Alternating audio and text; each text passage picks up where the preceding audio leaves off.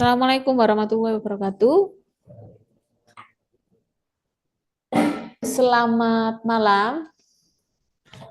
Sebelum kita mulai perkuliahan hari ini, kita berdoa menurut agama dan kepercayaan masing-masing dulu ya. Berdoa, mulai.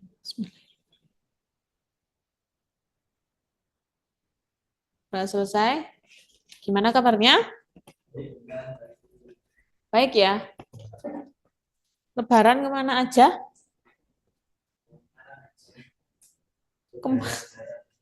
Saudara-saudara.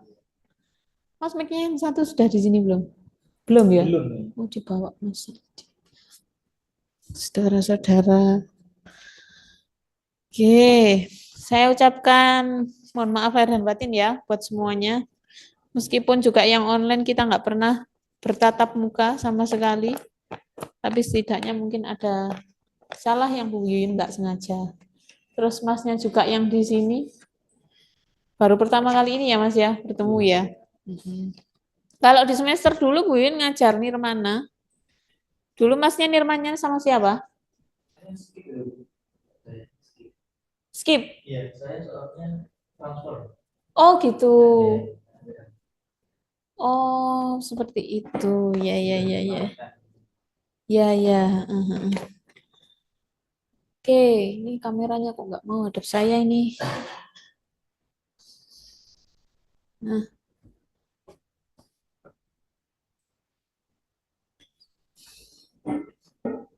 baik langsung masuk materi aja dulu ya.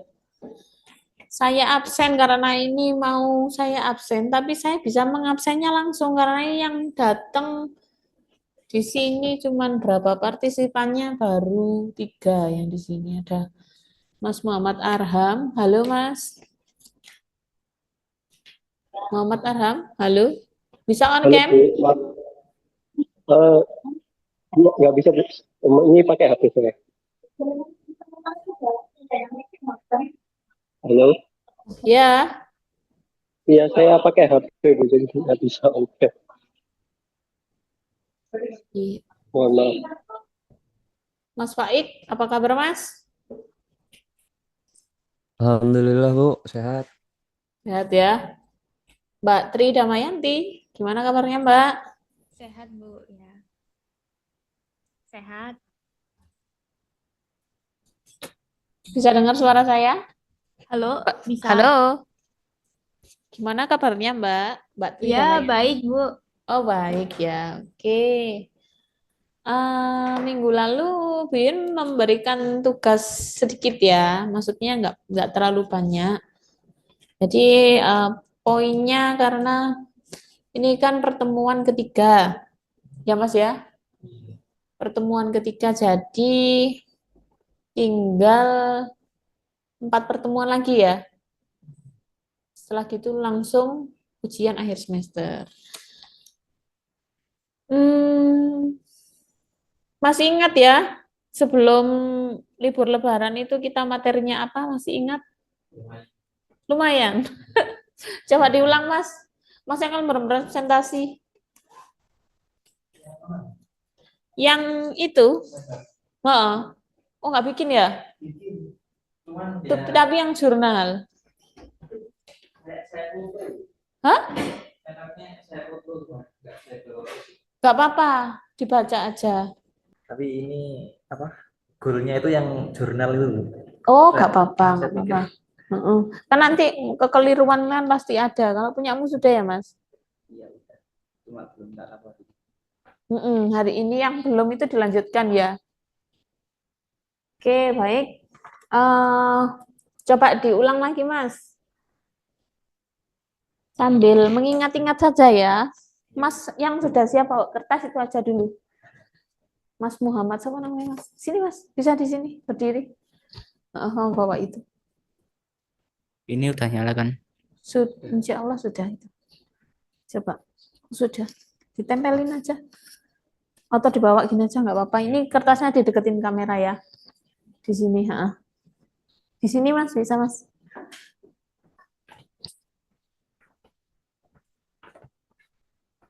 Ya. Lambaikan tangan, nanti ngikuti sendiri. Baik, ini namanya Mas Muhammad Akbar. Sedikit kita ulas ya, maksudnya mengingat-ingat minggu lalu itu kita membahas apa gitu. Baru nanti kita lanjutkan di materi selanjutnya. Silakan Mas. Oke, baik. Perkenalkan, saya Muhammad Akbar Ardiansyah. Hari ini saya akan mempresentasikan tentang pemahaman analisis karya desain dengan teori. Oke. Psikologi dan komunikasi iklan. Goalsnya adalah pemahaman analisis karya desain dengan teori studi kasus. Teorinya antara lain psikologi umum, yaitu mempelajari perilaku dan fenomena jiwa manusia. Kognisi, emosi, konasi, dan sejarah perkembangan psikologi, pengamatan, persepsi, kecemasan, depresi, dan optimisme.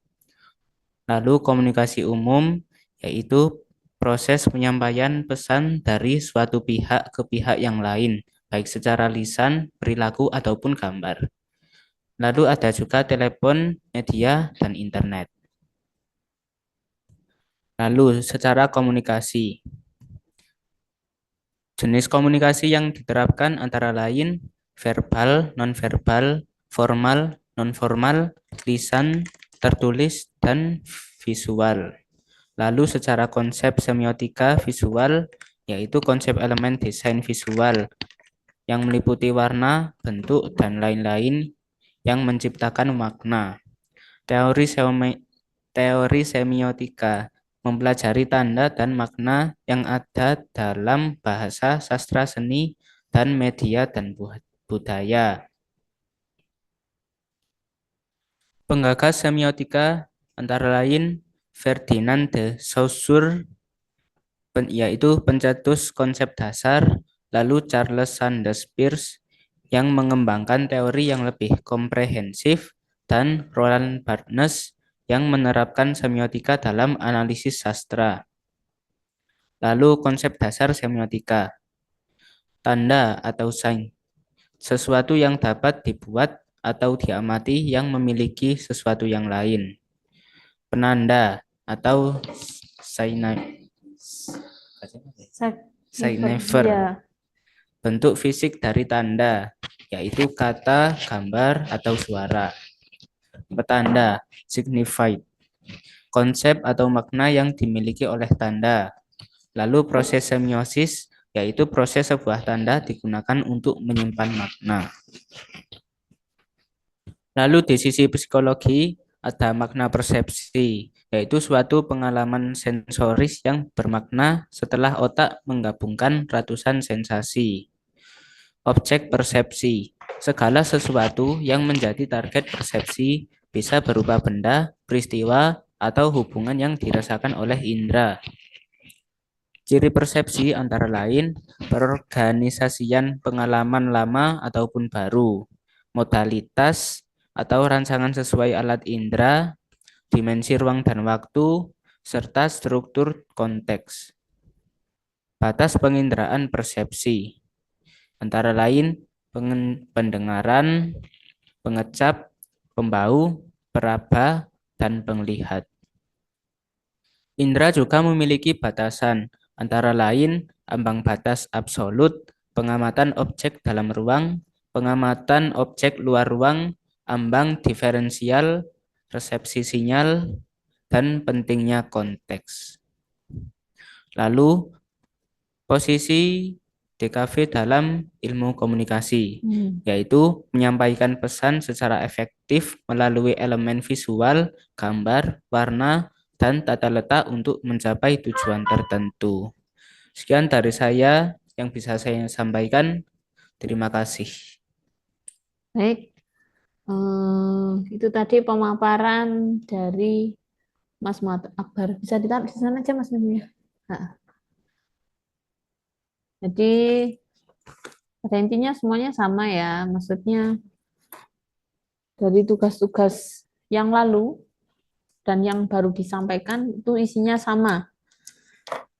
Karena ya memang seperti itu. Mungkin nanti kalau sudah masuk di kasus atau contoh, mungkin akan berbeda-beda, termasuk di jurnal yang sudah kalian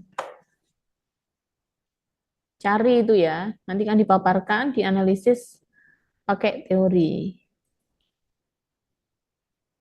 Nah, ini ya. Jadi setelah kalian mengetahui secara umum gambaran dari apa sih psikologi dan komunikasi dalam iklan itu bagaimana nanti penerapannya. Kalau yang minggu lalu kan hanya psikologi saja, belum sampai ke persepsinya. Kalau persepsi mungkin kalian sudah mengetahui ya, bagaimana cara mempersepsi sesuatu gitu. Batasan-batasan apa saja, indera-inderanya itu ada batasan apa saja. Kemudian Mas yang di sini bisa lihat langsung di sana ya Mas ya. Iya. Mohon maaf karena saya ada di belakang Anda, jadinya ini juga kurang mendukung karena saya harus melambai-lambai untuk memindahkan kamera. Jadi ini yang akan dibahas di pertemuan ketiga ini komunikasi dan semiotika ya Mas.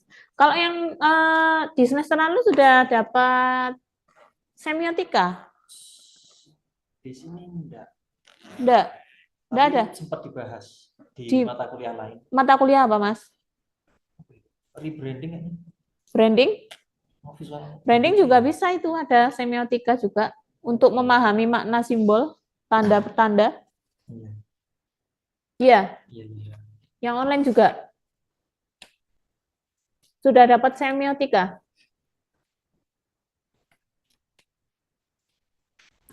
Di mata kuliah apa Mbak Tri Damayanti?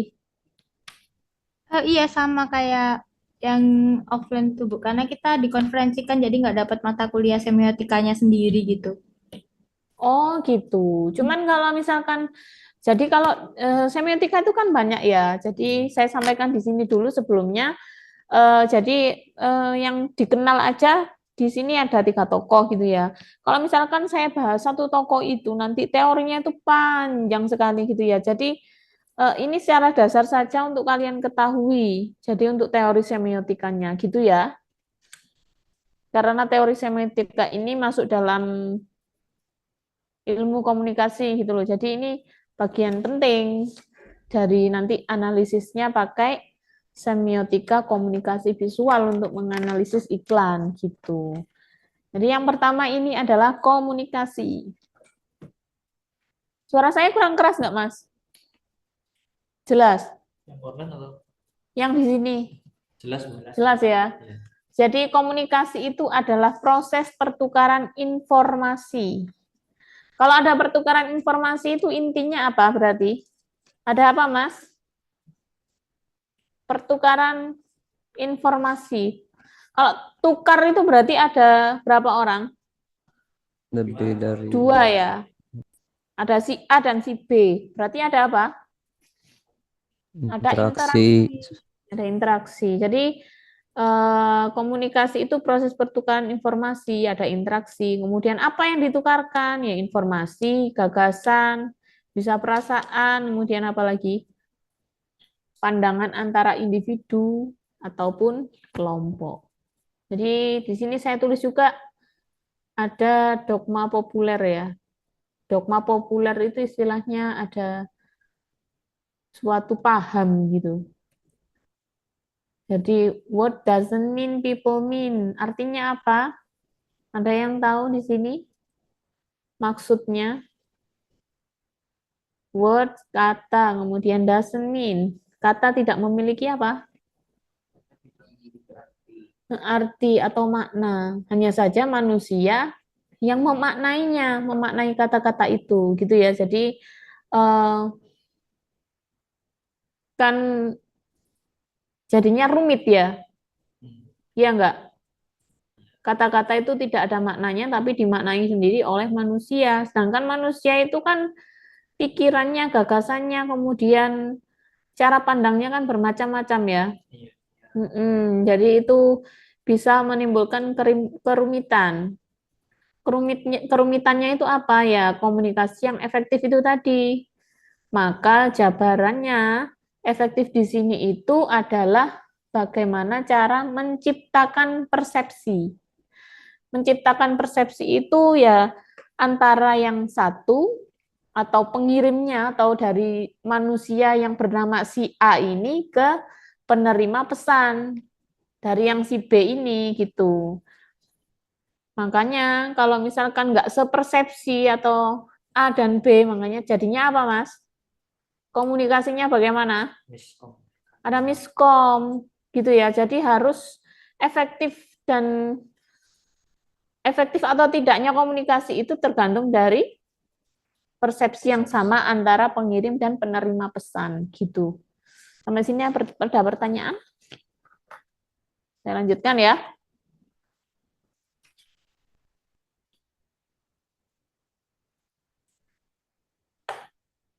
Sifat dan jenis komunikasi. Di sini ada sifat, kemudian ada jenis.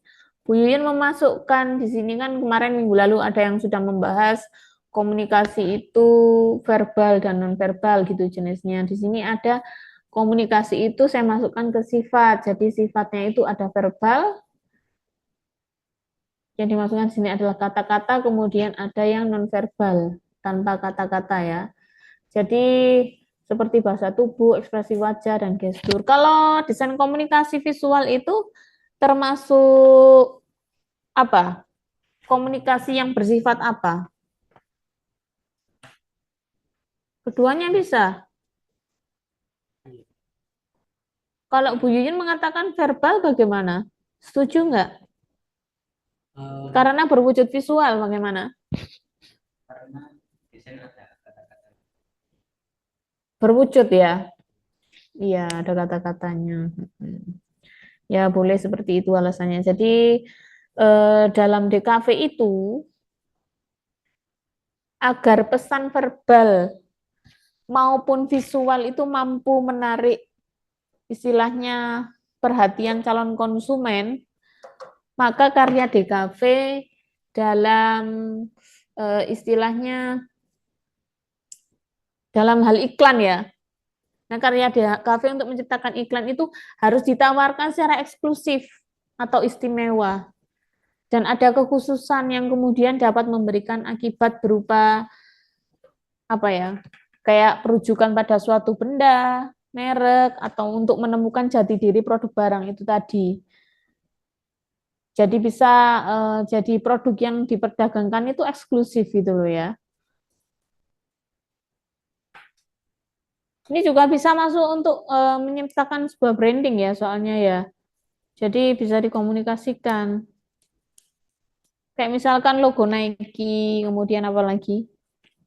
Yang sudah dikenali banyak orang ya, banyak sekali ya. Mungkin logonya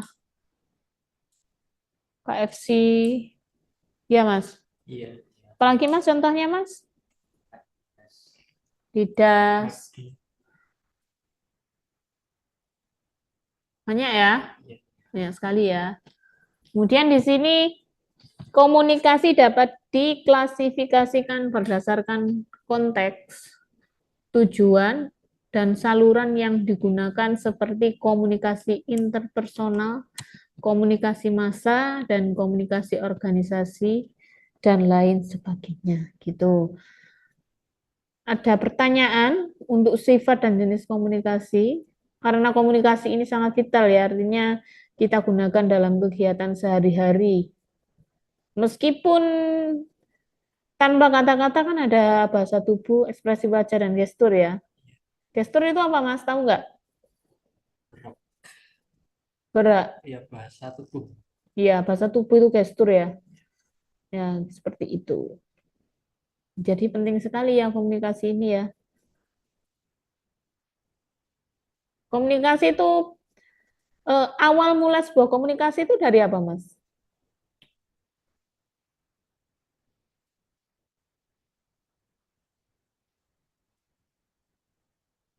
Kalau komunikasi itu ada manusianya nggak, Mas? Ada ya? Ada nggak? Makhluk lah. Makhluk. Iya. Hewan saja berkomunikasi. Gimana? Hewan saja kan berkomunikasi. Hewan saja berkomunikasi ya, Iya. makhluk. Jadi yang pertama itu ada pengirim pesannya dulu. Jadi ada yang mulai dulu ya kan? Iya.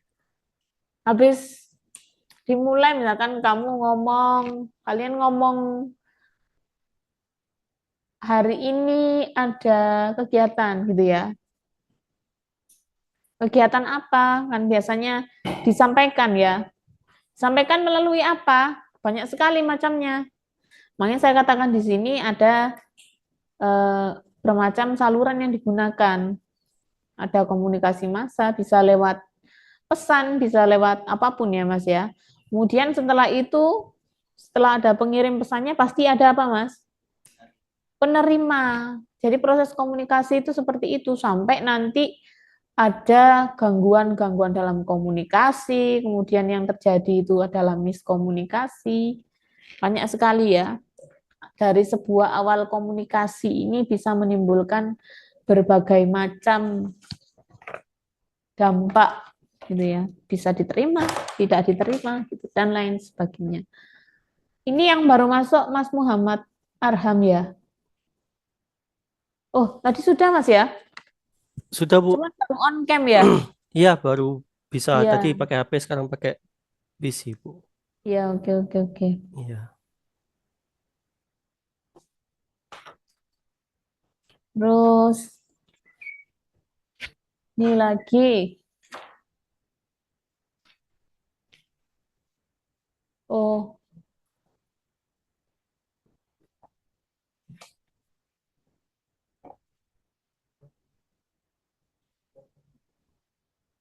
sudah.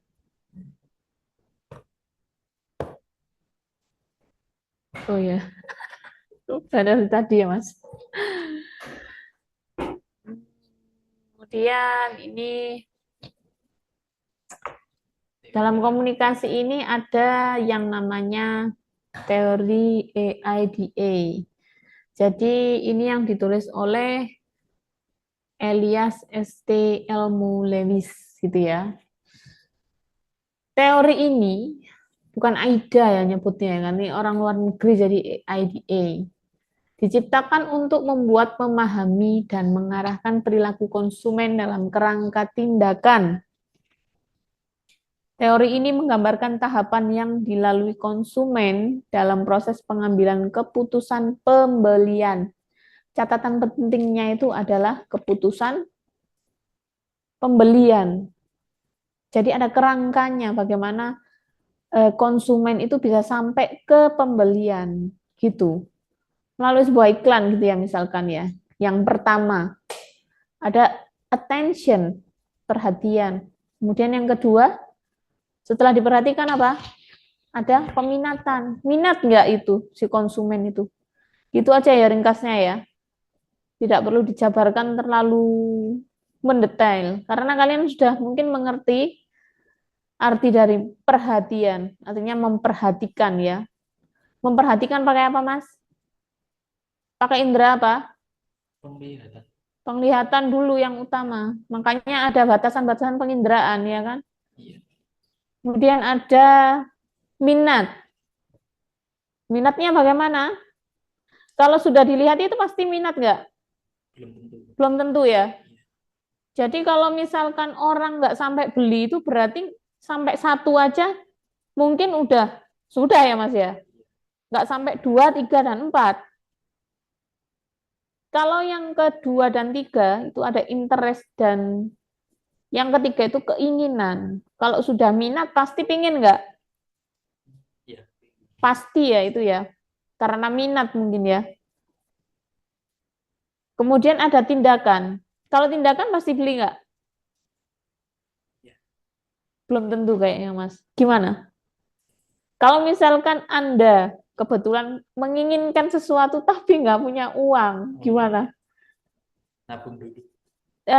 Mungkin bisa di skip dulu ya, nabung dulu, kemudian atau mungkin malah nggak jadi beli bisa karena cuma sampai ingin aja, nggak ada sampai ke tindakannya karena tindakannya memang nggak bisa untuk mewujudkan keinginan itu. Jadi yang namanya sampai pengambilan keputusan itu tahapannya ada 4 ini, makanya kan dari awal perhatian ini kemudian ke minat dulu ini kan sudah sangat susah ya Mas ya. Kalau orang sudah nggak minat itu pasti kadang memperhatikan aja enggak, apalagi minat gitu kan. Nah, makanya kerangka ini yang diciptakan, maksudnya teori ini yang dimaksudkan oleh Elias ini adalah membantu untuk memahami dan mengarahkan perilaku konsumen sampai pada keputusan pembelian gitu.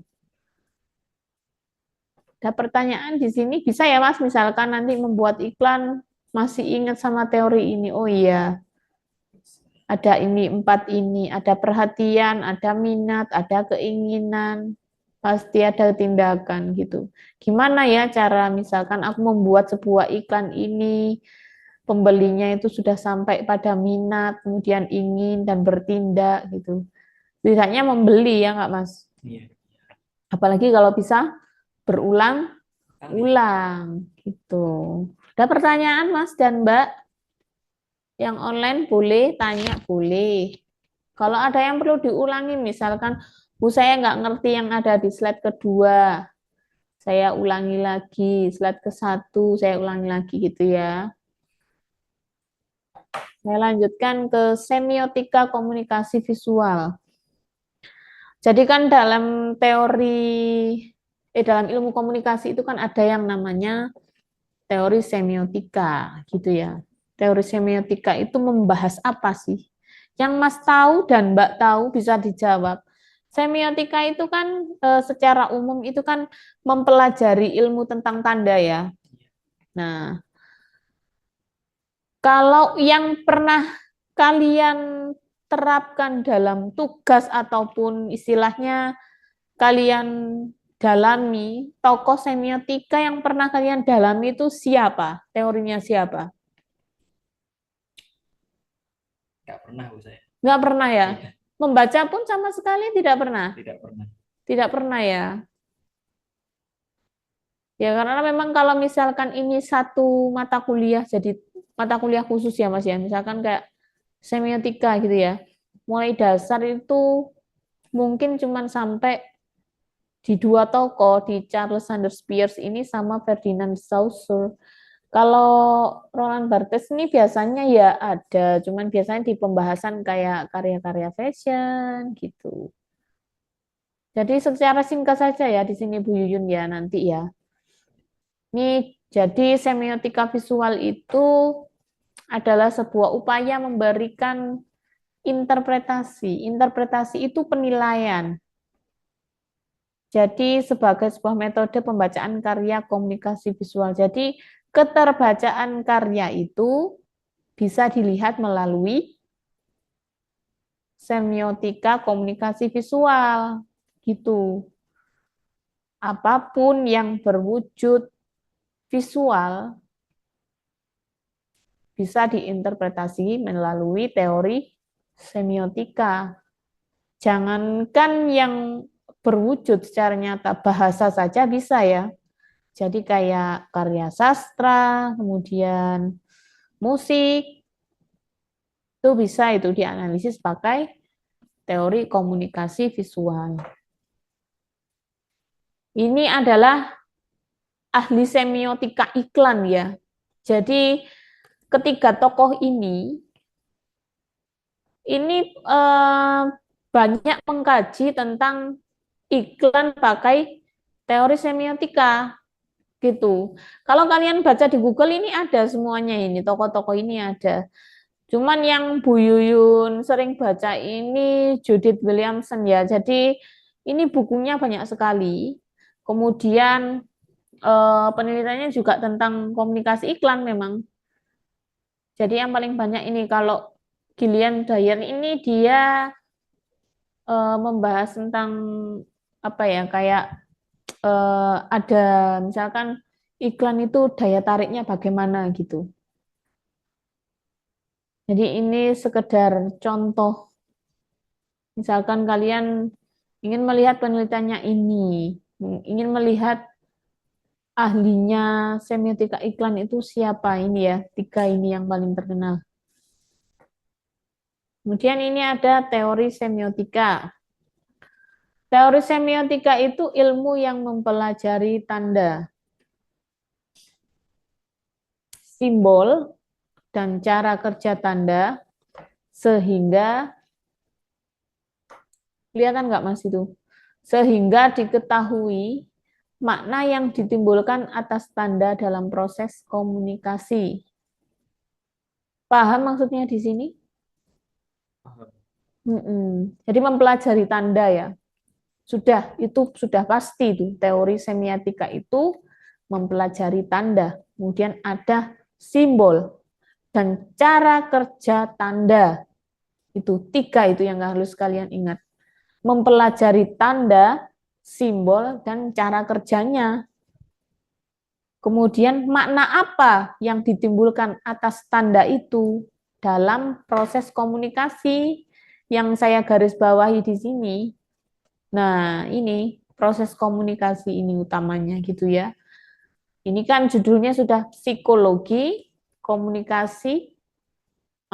psikologi dan komunikasi iklan gitu kan, Mas. Nah, jadi ini proses komunikasinya di objeknya apa, Mas? Mbak? Objeknya apa?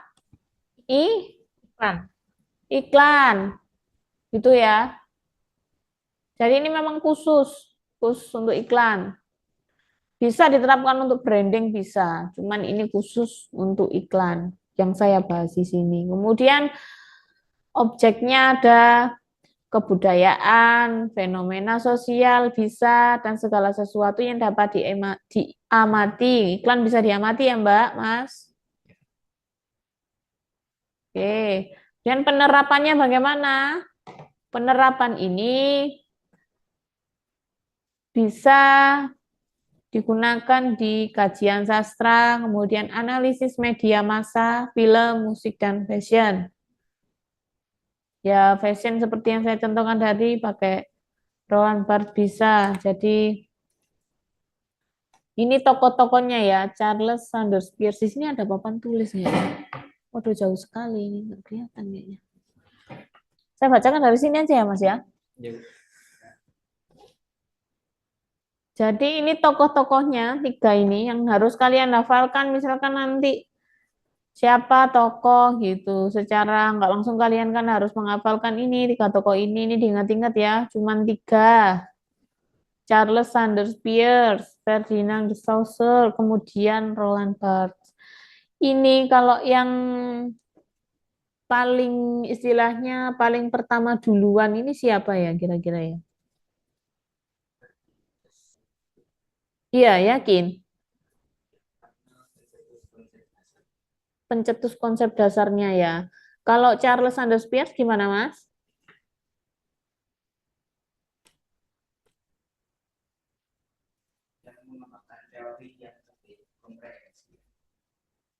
Mengembangkan teori ya. Jadi pertama Ferdinand dulu, kemudian Charles. Kemudian Charles itu, Roland Barthes itu mengembangkan konsepnya siapa? Punyamu tadi ada kayaknya, Mas. Mengembangkan konsepnya Ferdinand. Siapa? Yang siapa? Penerapannya ya. Jadi mungkin seperti itu, bisa jadi seperti itu ya. Jadi pertama Ferdinand dulu, kemudian yang lebih kompleks ya Mas. Itu Charles, kemudian Roland. Roland itu bisa jadi mengembangkan konsepnya Ferdinand juga. Hanya saja perbedaannya seperti ini. Kalau Ferdinand itu konsepnya bagaimana Mas? Penanda dan pertanda ya? Ada penanda dan petanda. Kalau Charles, apa tadi Mas? Ada 3 unsur. Di situ ditulis nggak di punyamu? 4. Ya, tanda, penanda, petanda, sama proses semiosis. Oh iya, proses semiosis. Jadi kalau Bu Yun di sini secara singkatnya ada 3 saja ya, 3 unsur, ada icon, indeks, sama simbol. Itu kalau Charles, kalau Ferdinand itu penanda dan petanda, kalau Roland Barthes itu mengembangkan konsepnya Ferdinand. Jadi membagi semiotika itu menjadi 2. dua tahap, ada denotatif dan konotatif. Ada yang tahu maksudnya denotatif? Denotatif, dulu kalau yang ikut pelajaran bahasa Indonesia pasti tahu. Ada makna denotatif dan konotatif. Kalau denotatif itu apa? Makna sebenarnya. Kalau konotatif itu tidak sebenarnya atau hanya kiasan aja gitu ya. Oke. Apa perlu di pertemuan berikutnya dibahas satu persatu tokohnya ini dan cara kerja tandanya? Boleh ya. Tapi tugasnya jadi ganti lagi. Gampang ya. Karena kalau misalkan saya selipkan satu tokoh gitu mungkin bisa, tapi kalau langsung 3 kayaknya bingung nanti. Karena ini dari 3 tokoh ini kan ada pengembangan. Terus ini yang pertama ini ada yang bikin semakin kompleks ya Mas ya, dari Ferdinand ini. Ya boleh jadi satu, tapi secara singkat saja karena banyak nanti. Mungkin bisa nanti Bu Yun contohkan secara langsung ya, melalui iklan yang sudah ada, daripada pakai teori semiotika 3 tokoh ini. Mungkin gitu ya. Atau bisa saya kasihkan salah satu dari tokoh ini, misalkan iklan ini pakai semiotikanya Charles gimana, kalau pakai Ferdinand gimana, kemudian Roland gimana gitu. Ada pertanyaan Mas dan Mbak? Waktunya panjang sekali sampai jam 9. Jadi kita perlu ada diskusi, ada interaksi, ada komunikasi ya. Biar nggak monoton. Ini Mas Faik ada di mana? Iya Bu, kenapa? Mas Faik sedang ada di mana? Di perjalanan. Tadi masuk mobil Bu, lagi padam listrik satu ini kayaknya, satu area. Oh, lagi di dalam mobil, pakai lampu mobil. Iya, tadi install Zoom dulu, mati listrik. Oh, makanya saya bingung. Ini kok kayak di jalan, kayak lampunya. Ya, Heeh. maaf. Oke, saya lanjutkan Oke ya. Bu, ini. Heeh. Kemudian ini ada analisis semiotika dalam iklan. Analisisnya. Bagaimana cara menganalisis semiotika dalam iklan itu? Maaf ya, Bu Yun minum dulu. Jadi analisis semiotika dalam iklan itu bisa dilakukan dengan mengkaji simbol dan pesan dalam iklan. Jadi setiap iklan yang dibuat itu pasti ada simbolnya enggak? Iya. Pasti ada ya, sedikit tidaknya karena itu berdasarkan imajinasi mungkin pembuatan iklan itu ya. Karena juga ada ide yang kita nggak tahu bagaimana itu tercipta, maka dalam iklan itu pasti ada simbol dan pesannya gitu. Kalau pesan kan mungkin sudah jelas ya Mas ya. Iya. Kalau pesan kan mungkin sudah jelas, meskipun orang awam mungkin kayak iklan layanan masyarakat itu kan pasti ada pesannya, iya kan? Nah, kemudian bagaimana audiens bisa memahami pesan tersebut? Makanya komunikasi itu ada yang namanya pengirim pesan. Kemudian medianya apa disalurkan sampai pada ke penerima pesan. Dan kemudian ada apa? Pengaruhnya terhadap penerima pesan itu, penerima atau audiensnya itu bisa nggak memahami pesan tersebut. Makanya ada yang namanya cara kerja membuat komunikasi itu supaya lebih efektif. Apa tadi Mas? Bagaimana Mas membuat komunikasi lebih efektif? Harus bagaimana? Memiliki persepsi yang sama. Betul, harus memiliki persepsi yang sama antara penerima dan maaf, antara pengirim dan penerima pesan gitu ya. Hanya seperti itu saja. Jadi enggak apa ya istilahnya tidak rumit.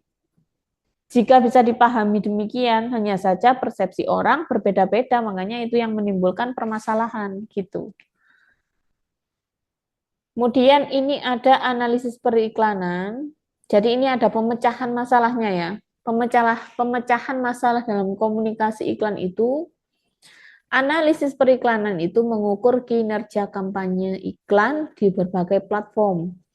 Bisa dilakukan dengan mengungkapkan tren, kemudian mengevaluasi efektivitas iklan dan membantu mengoptimalkan strategi periklanan untuk melibatkan audiens dan mendorong hasil bisnis.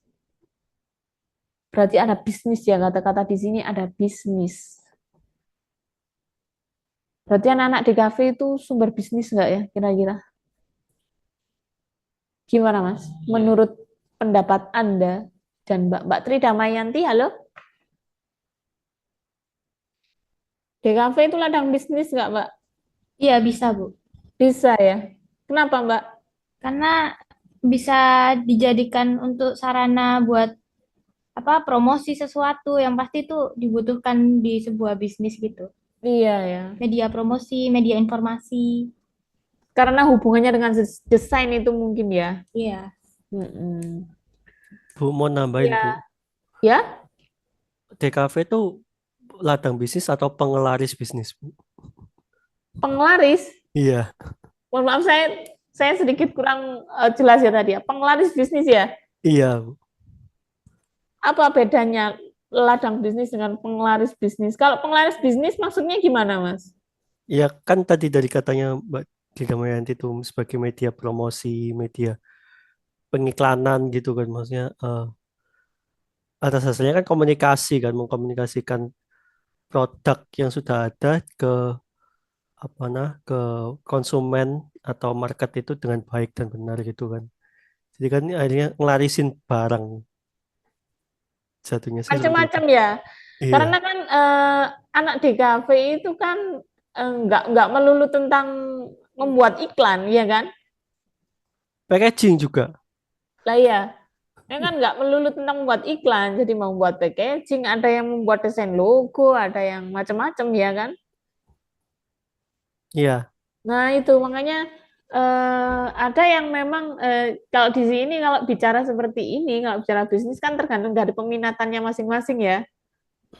iya, Jadi kan tenaga pendidik kan juga ada yang dari DKV, ya kan? iya betul. Itu, ini nggak melulu sih. Cuman kalau kita ngomongin iklan, pasti ya anak DKV jadi ladang bisnisnya gitu.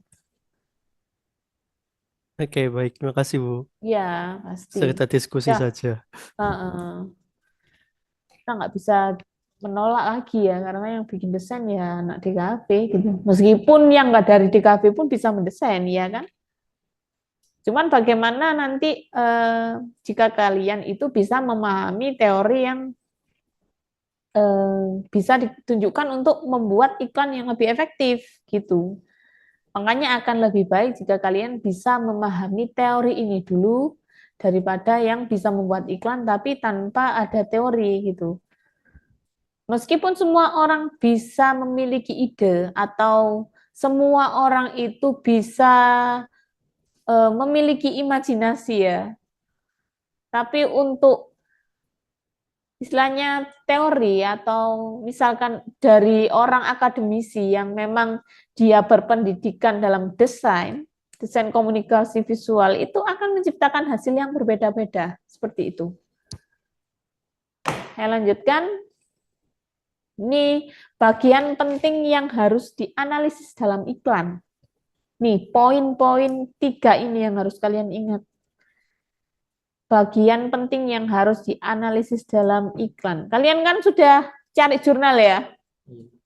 Nah, itu kan ada cara pengerjaannya, kan ada poin-poin yang sudah saya sampaikan. Nanti di pertemuan berikutnya ini, tetap pakai iklan yang sama, di jurnal yang sama itu kan ada iklannya apa, misalkan kemarin itu ada yang pakai Coca-Cola ya. kemudian ada Top Coffee kalau nggak salah. Saya berusaha mengingat-ingat lagi, ada yang sampai pakai apa, Mas? Jurnalnya pakai apa? Iklannya? Punya saya. Iya. Itu iklan tentang transaksi Mobile Legends. Oke, kalau Mas Muhammad Akbar? Saya tentang iklan Tokopedia tapi belum bisa ajukan. Oh ya, tentang macam-macam ya, ada Tokped, ada ya, jadi nanti tetap ya objeknya sama, cuma dianalisis gitu. Jadi ini satu, ada identifikasi tujuan iklan. Jadi tujuan iklannya itu apa? Menentukan apa yang ingin dicapai oleh iklan, gitu. Apa yang ingin dicapai oleh iklan itu apa? Maksudnya objeknya yang sudah kalian dapat itu ya. Jadi sudah mengerti gambarannya dulu. Oh iya, tujuannya iklan ini tuh ini gitu. Nanti disampaikan. Kemudian analisis target audience. Memahami siapa target pasar yang ingin dijangkau. Kalau ngomongin target pasar ini, kira-kira ke kalangan apa aja? Banyak sekali ya. Banyak pol, bahkan bisa diklasifikasikan menurut segi usia, kemudian apa lagi? Gender ya, jenis kelamin, kemudian apa lagi? Pendidikan, pekerjaan. Kalau tingkat sosial ekonomi bisa nggak, Mas? Bisa. Bisa ya. Misalkan produk A untuk kelas A, produk B untuk kelas B, dan lain sebagainya. Itu banyak sekali itu ya. Jadi pembagian-pembagian target pasar itu bermacam-macam sekali. Kemudian yang ketiga ini evaluasi pesan iklan. Jadi bagaimana? Jadi dianalisis pesan iklan itu kemudian disampaikan dan diterima oleh audiens itu bagaimana? Responnya audiens terhadap iklan ini bagaimana? Gitu. Mungkin kalau di iklan-iklan yang brand-brand besar itu sudah terlihat ya Mas ya. Misalkan orang memakai sepatu A, di lingkungan kalian itu yang memakai sepatu A kan pasti kelihatan ya, banyak atau enggak gitu ya. Minatnya bagaimana gitu kan? Jadi produknya itu kira-kira bisa sampai ke audiens. Intinya kayak teorinya siapa tadi Mas? Masih ingat tadi teorinya siapa? AIDA tadi. Jadi pertama diperhatikan dulu, kemudian peminatannya, keinginannya, kemudian sampai tindakan pembelian. Jadi ada 4 kerangka itu tadi, gitu ya. Untuk yang ketiga ini bisa dimasukkan di situ. Perhatian audiens itu bagaimana terhadap iklan ini, kemudian minatnya bagaimana terhadap iklan ini, kemudian ada keinginannya bagaimana terhadap iklan ini, terus sampai pada tindakannya gitu ya. Kalau misalkan marketplace ya, Shopee itu marketplace ya Mas ya. Itu kan wah banyak sekali ya peminatnya, termasuk Tokopedia atau lain sebagainya. Jadi bisa disampaikan nanti untuk analisis iklan. 3 ini ya, identifikasi tujuannya, kemudian analisis target audiensnya bagaimana, kemudian evaluasi pesan iklannya bagaimana bisa sampai ke audiensnya ini. Diingat-ingat untuk 3 poin ini. Kemudian ini ada manfaat teori semiotika, ini terakhir ini. Ya, terakhir slide ke-9. Ya, oke. Manfaat teori semiotika dalam iklan. Jadi ini manfaatnya ada 3 ya, atau mungkin bisa ditambahkan nanti. Jadi yang pertama itu memahami bagaimana pesan dan simbol dalam iklan ini dipersepsikan oleh audiens. Gitu. Terus yang kedua, mengevaluasi dampak kampanye periklanan. Dan yang ketiga, membantu menciptakan kampanye periklanan yang lebih efektif. Ada lagi yang tahu manfaat teori semiotika? Di sini sudah memahami simbol, kemudian pesan, kemudian bisa mengevaluasi dampaknya dari periklanan. Karena sudah mengetahui ya pesannya, kemudian simbolnya, kemudian bisa dievaluasi. Kemudian bisa membantu menciptakan kampanye pendidikan yang lebih efektif gitu. Kok bergerak ke situ ya Mas kameranya? Iya.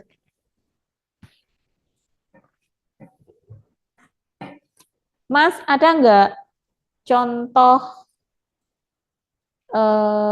sini ya, balik lagi ke slide yang ini. Contoh identifikasikan tujuan iklan, misalkan iklan ini tujuannya untuk ini, gitu. Bisa nggak memberikan contoh? Iklan layanan masyarakat mungkin apa, kemudian tujuannya apa, gitu. Bisa memberikan contoh? Misalkan gini, iklan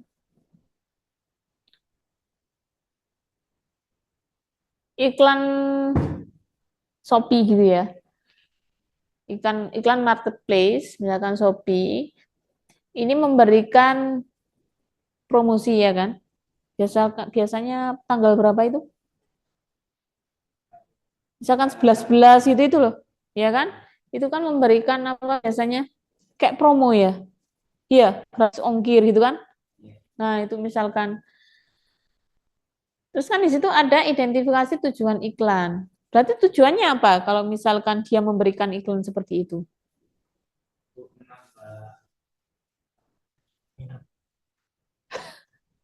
Minat. Iya, jelas yang minat ya. Meningkatkan Kan pasti penjualan minat ya mungkin nggak kalau gratis ongkir ya kan? Menambah interaksi audiens. Interaksi audiens yang bagaimana? Ya kan gratis ongkir, otomatis harganya yang dibayar biasanya lebih murah. Oh ya, mungkin seperti itu ya, minat. Jadi kalau itu mungkin kalau misalkan kita nggak punya uang pun untuk membayar ongkir kan, karena gratis ya, mungkin sampai pada tindakan ya, jadinya beli ya. Gitu ya Mas ya. Ada lagi contohnya? Mbak Mas online?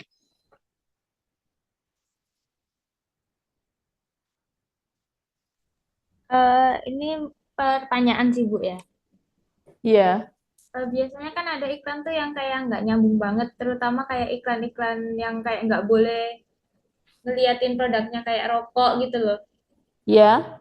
Itu kan kayaknya maksud yang disampaikan di iklannya tuh sama kayak produknya tuh sebenarnya kayak nggak nyambung sama sekali gitu kan. Kayak misalnya iklannya tuh orangnya naik gunung gitu kan. Padahal kan sebenarnya rokok itu nggak bantu dia buat naik gunung gitu-gitu. Itu dikategorikan gimana ya Bu yang kayak gitu? Dikategorikan bagaimana? Maksudnya padahal Tujuannya maksudnya? ya yang disampaikan tuh sebenarnya nggak sesuai dengan produknya gitu. Ya, jadi kan jadi gini Mbak, kalau memang kayak misalkan iklan rokok itu kan ada pengkhususan ya, iya kan?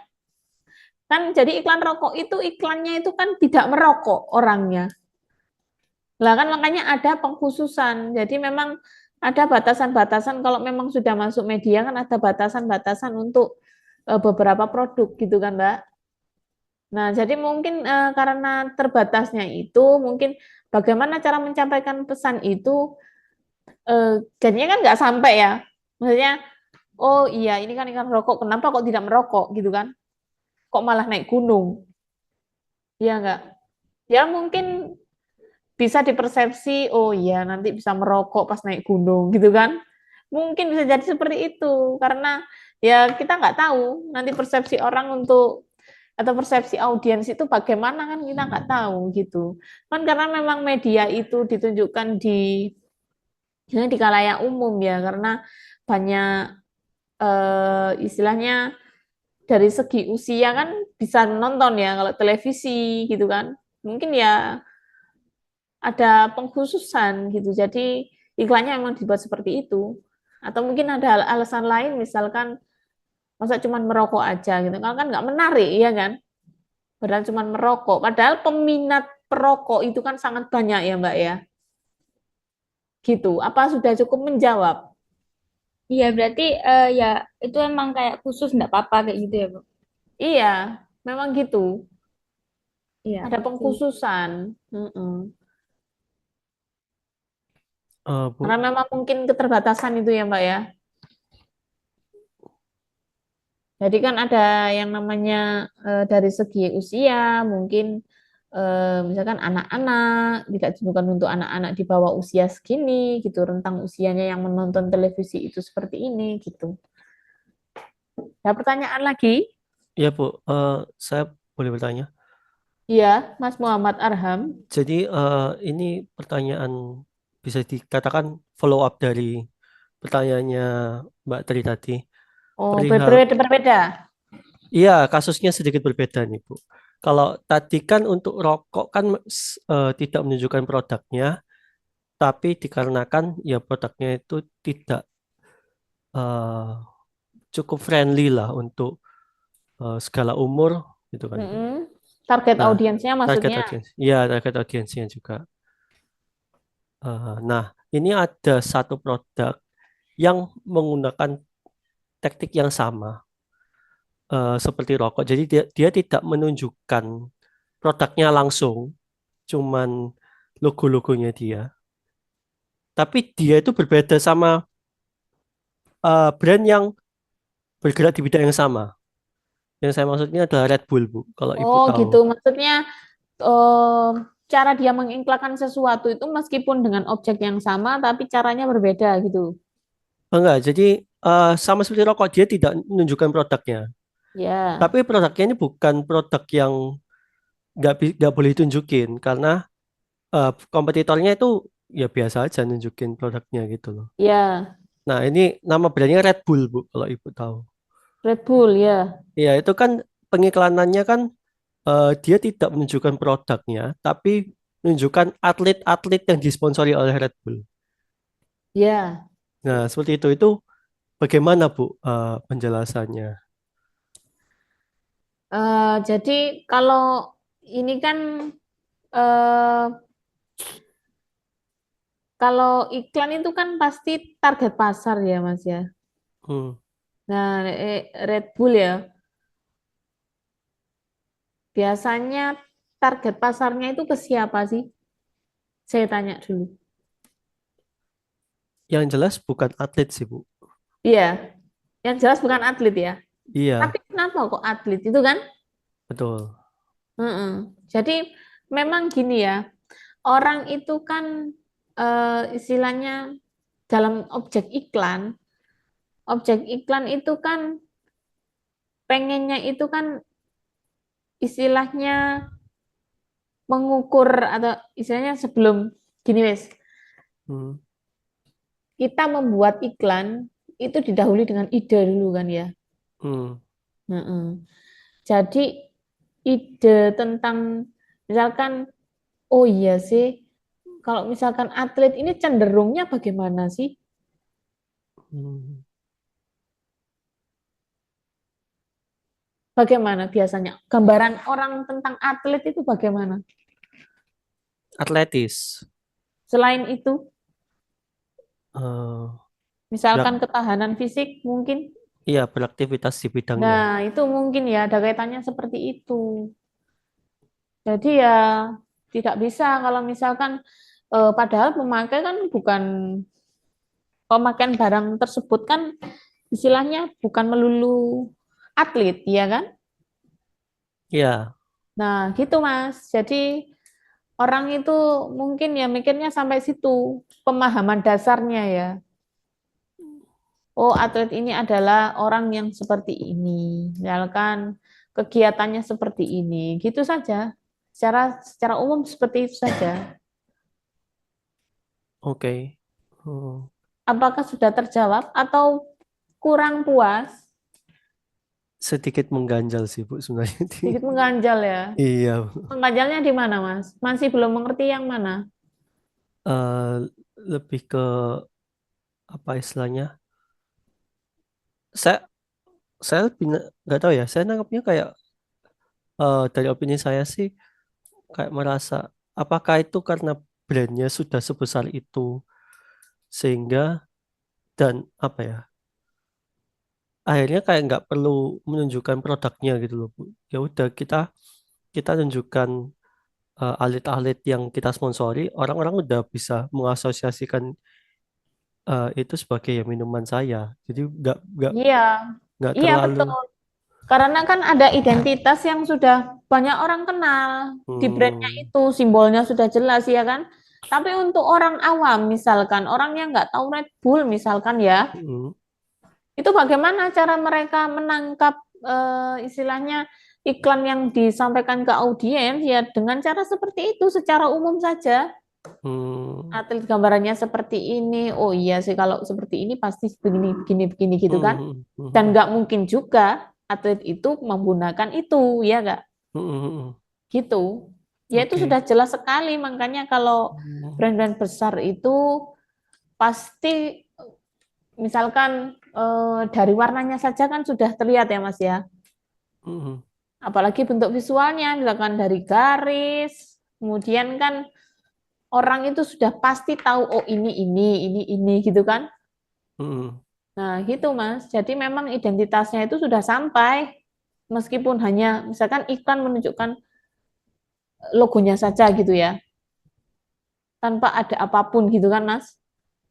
Iya, Tahu, pasti sudah tahu oh, ini gitu. Makanya yang perlu dibangun dulu apa sebenarnya kalau brand itu? eh, identity. Logo bisa ya kan? Oh iya. Kemudian tagline ada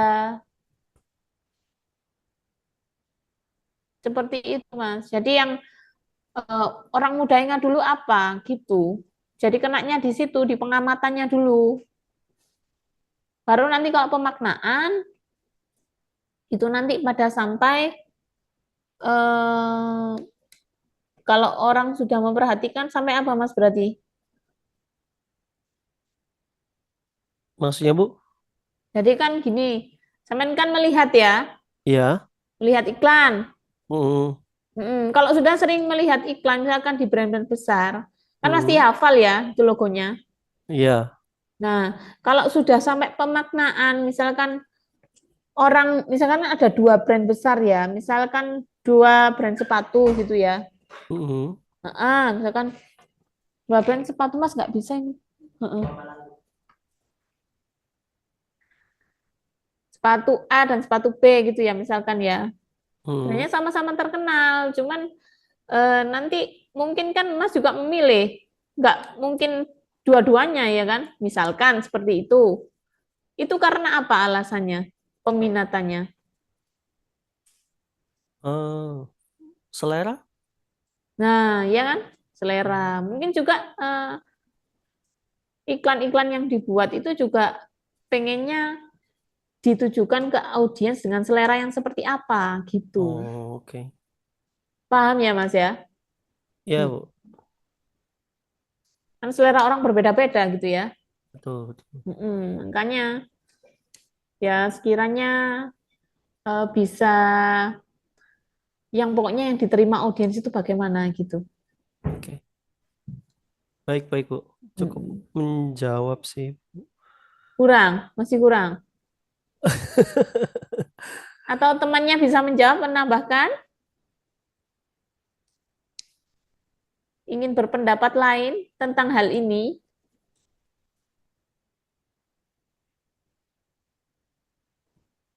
Mbak Tri Damayanti, ada tambahan? Enggak Silakan terlalu sih dijawab. Bu, tapi mungkin kayak biar kalau yang itu tadi tuh biar produknya tuh ya diasosiasikan sama wes nanti kalau aku minum ini bisa sekuat atlet itu. Jadi Ah, iya, mungkin persepsi yang ditanamkan tuh pengennya kayak gitu tanpa terlalu obvious kayak ini produk kita tuh yang ini gitu. Jadi kayak nanemin persepsi aja di orang yang nonton biar wah biar keren kayak atlet biar apa nambah ah. energi gitu sih. Meskipun sebenarnya ya atlet itu mungkin nggak ngonsumsi itu juga gitu. Iya, makanya kan gambarannya atlet itu kan masih seperti itu yang orang pemikirannya ya. Atlet itu pasti berstamina, pasti menjaga ini itu gitu kan. Pasti dengan fisik yang sangat bagus. Wah, ini gitu ya. Mungkin seperti itu sih, Mas. Atau bisa di persepsi lain mungkin, Mas Fai?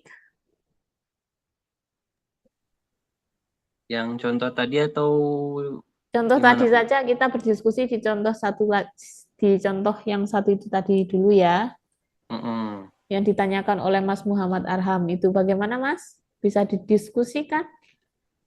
Ya itu sih Bu. Jadi rata-rata sih kalau saya lihat di iklan-iklan produk-produk ternama ya yang Mm-mm. let's say yang sangat bikin saya nengok banget itu waktu bulan puasa tuh Marjan. Dia bikin kayak short movie gitu. Nah, Ah, itu kan dia juga ngapain gitu iklan minuman, tapi dia tiba-tiba bikin short movie ada ceritanya di masa depan futuristik gitu. ya, Nah, baru dia mempromokan iklan minumannya. Itu kan karena memanfaatkan event juga ya, hari raya umat apa hari sucinya umat Muslim gitu, dan dia juga karena momentumnya kan Marjan itu udah ternama ya, jadi iya, yang iklannya cuma di bulan puasa aja gitu, jadi kayak mm-mm. Betul. jadi inget orang-orang tuh langsung kayak oh bulan puasa nyarinya kan Marjan gitu, Marjan. udah kayak persepsinya tuh ada kayak cari kurma di bulan puasa buat bukber kayak Buat gitu. ya, ya Heeh. seperti itu. Jadi apa hubungannya kan iklannya itu Yan ya? Nah, cuman mungkin lebih mudah diterima oleh masyarakat ataupun segmen yang di luar target juga gitu sih. Mm-mm. Karena Kalau saya bahkan ya pengalaman saya gitu. ya, jadi memang bahkan mungkin semua memilih itu ya. Mungkin meskipun ada merek-merek lain, cuman lebih banyak yang sudah memilih itu ya Mas ya. Mm-mm. Meskipun diiklankan dalam bentuk apapun gitu ya. Orang bulan puasa cari marjan buat seger-segeran gitu ya Mas ya. Gitu seperti Soalnya itu ya. udah di tahap ini sih kalau kita belajar yang apa namanya positioning itu kan ada yang behavioral gitu ya, dari sudut eh, tingkah laku juga gitu ya Hmm. untuk pemasaran. Jadi udah di ranah situ soalnya gitu sih. Jadi kayak oh, yang suka beli produk ini tuh orang-orang yang kayak gimana sih, makanya targetnya ke sana gitu. Nggak ke yang minum-minum aja gitu karena memperluas ekspansi penjualan juga gitu sih. Ya, betul, tepat sekali ini yang dikatakan Mas Baik. Cuman kan dalam contoh objek yang berbeda ya Mas ya. Jadi memang seperti itu. Sekiranya memang itu sudah istilahnya paling enggak jangkauan terhadap masyarakat ini kan sudah banyak sekali kalau misalkan kita katakan sirup marjan daripada sirup misalkan jadi kita membandingkan ya mengcompare dengan misalkan produknya sirup ABC tahu nggak? Ya Tahu itu Bu, kan tahu. udah iya itu kan produk lama ya. Mungkin juga banyak inovasi gitu kan bisa ya. Jadi orang itu ya bisa menilai sendiri ya. Maksudnya kualitasnya bagaimana, kemudian sudah tanpa perlu lagi istilahnya memperhatikan iklan apa yang ditunjukkan gitu. Gitu sih kalau Bu Yun seperti itu. Bu, kalau begitu saya mau menanyakan eh, apa hmm, jadi apakah eh, produk itu boleh membuat iklan yang tidak mengkomunikasikan tentang produk, sorry, brand itu boleh membuat iklan yang tidak mengkomunikasikan tentang produknya Mm-mm. selama dia memiliki brand awareness di marketnya yang cukup tinggi. Boleh, Hmm, boleh. Karena kan tidak harus ya. Maksudnya di sini kan seperti yang Bu Yun katakan tadi, si pembuat iklan ini kan juga ada imajinasi ya, Mas ya. hmm, Kalau si pembaca iklan, maksudnya orang yang istilahnya audiens ini, kan nanti persepsinya itu kan berbeda-beda, gitu kan. Meskipun misalkan itu sudah terkenal ya, mau diiklankan bagaimanapun kalau sudah orang tahu ya sudah, tanpa memerlukan itu. Iklan itu berarti hanya sebagai bubuhan estetika atau keindahan aja gitu. Oh, berarti sudah tidak menjadi fungsi untuk mengkomunikasikan produknya. Ya, betul. Bisa jadi seperti itu, Mas. Jadi Oke. pencapaian iklan itu bermacam-macam ya. Maksudnya memang ini khusus ditujukan kayak misalkan iklannya layanan masyarakat gitu ya nggak bisa. Mungkin ada pengkhususan Mas ya. Mohon maaf, mungkin ada pengkhususan. Jadi kan iklan itu kan sangat banyak ya macamnya. Ada iklan layanan masyarakat. Jadi dilihat dulu membuat iklan apa gitu. Kalau iklan layanan masyarakat kan nggak mungkin ya kalau nyelentang misalkan tujuannya seperti ini, padahal ini yang ingin disampaikan seperti ini gitu kan ya. Iklannya kan nggak mungkin jauh-jauh dari tujuannya gitu. Kalau iklan layanan masyarakat, mungkin kalau yang seperti itu tadi mungkin bisa gitu. Misalkan pakai brand-brand yang sudah ternama gitu bisa. Kayak rokok tadi misalkan yang ditunjukkan malah naik gunung ya kan, nggak merokoknya gitu. Jadi banyak pertimbangan. Jadi di situ karena orang sudah tahu oh merokok itu seperti ini, jadi nggak perlu dia harus merokok, ya kan harus tunjukkan merokok, ya kan di gunung atau mau mendaki merokok dulu gitu kan nggak mungkin. Sebenarnya nggak perlu lah ya, bukan nggak mungkin sih, cuman nggak perlu. Kalau nggak mungkin pun karena keterbatasan ada batasan media yang membatasi dalam tanda kutip, ada usia yang menonton itu dari rentang berapa sampai berapa gitu. Gitu ya Mas ya. Jadi sampai sini ini kan ada yang namanya analisis ya. Nah, analisis semiotika dalam iklan. Nah, ini kan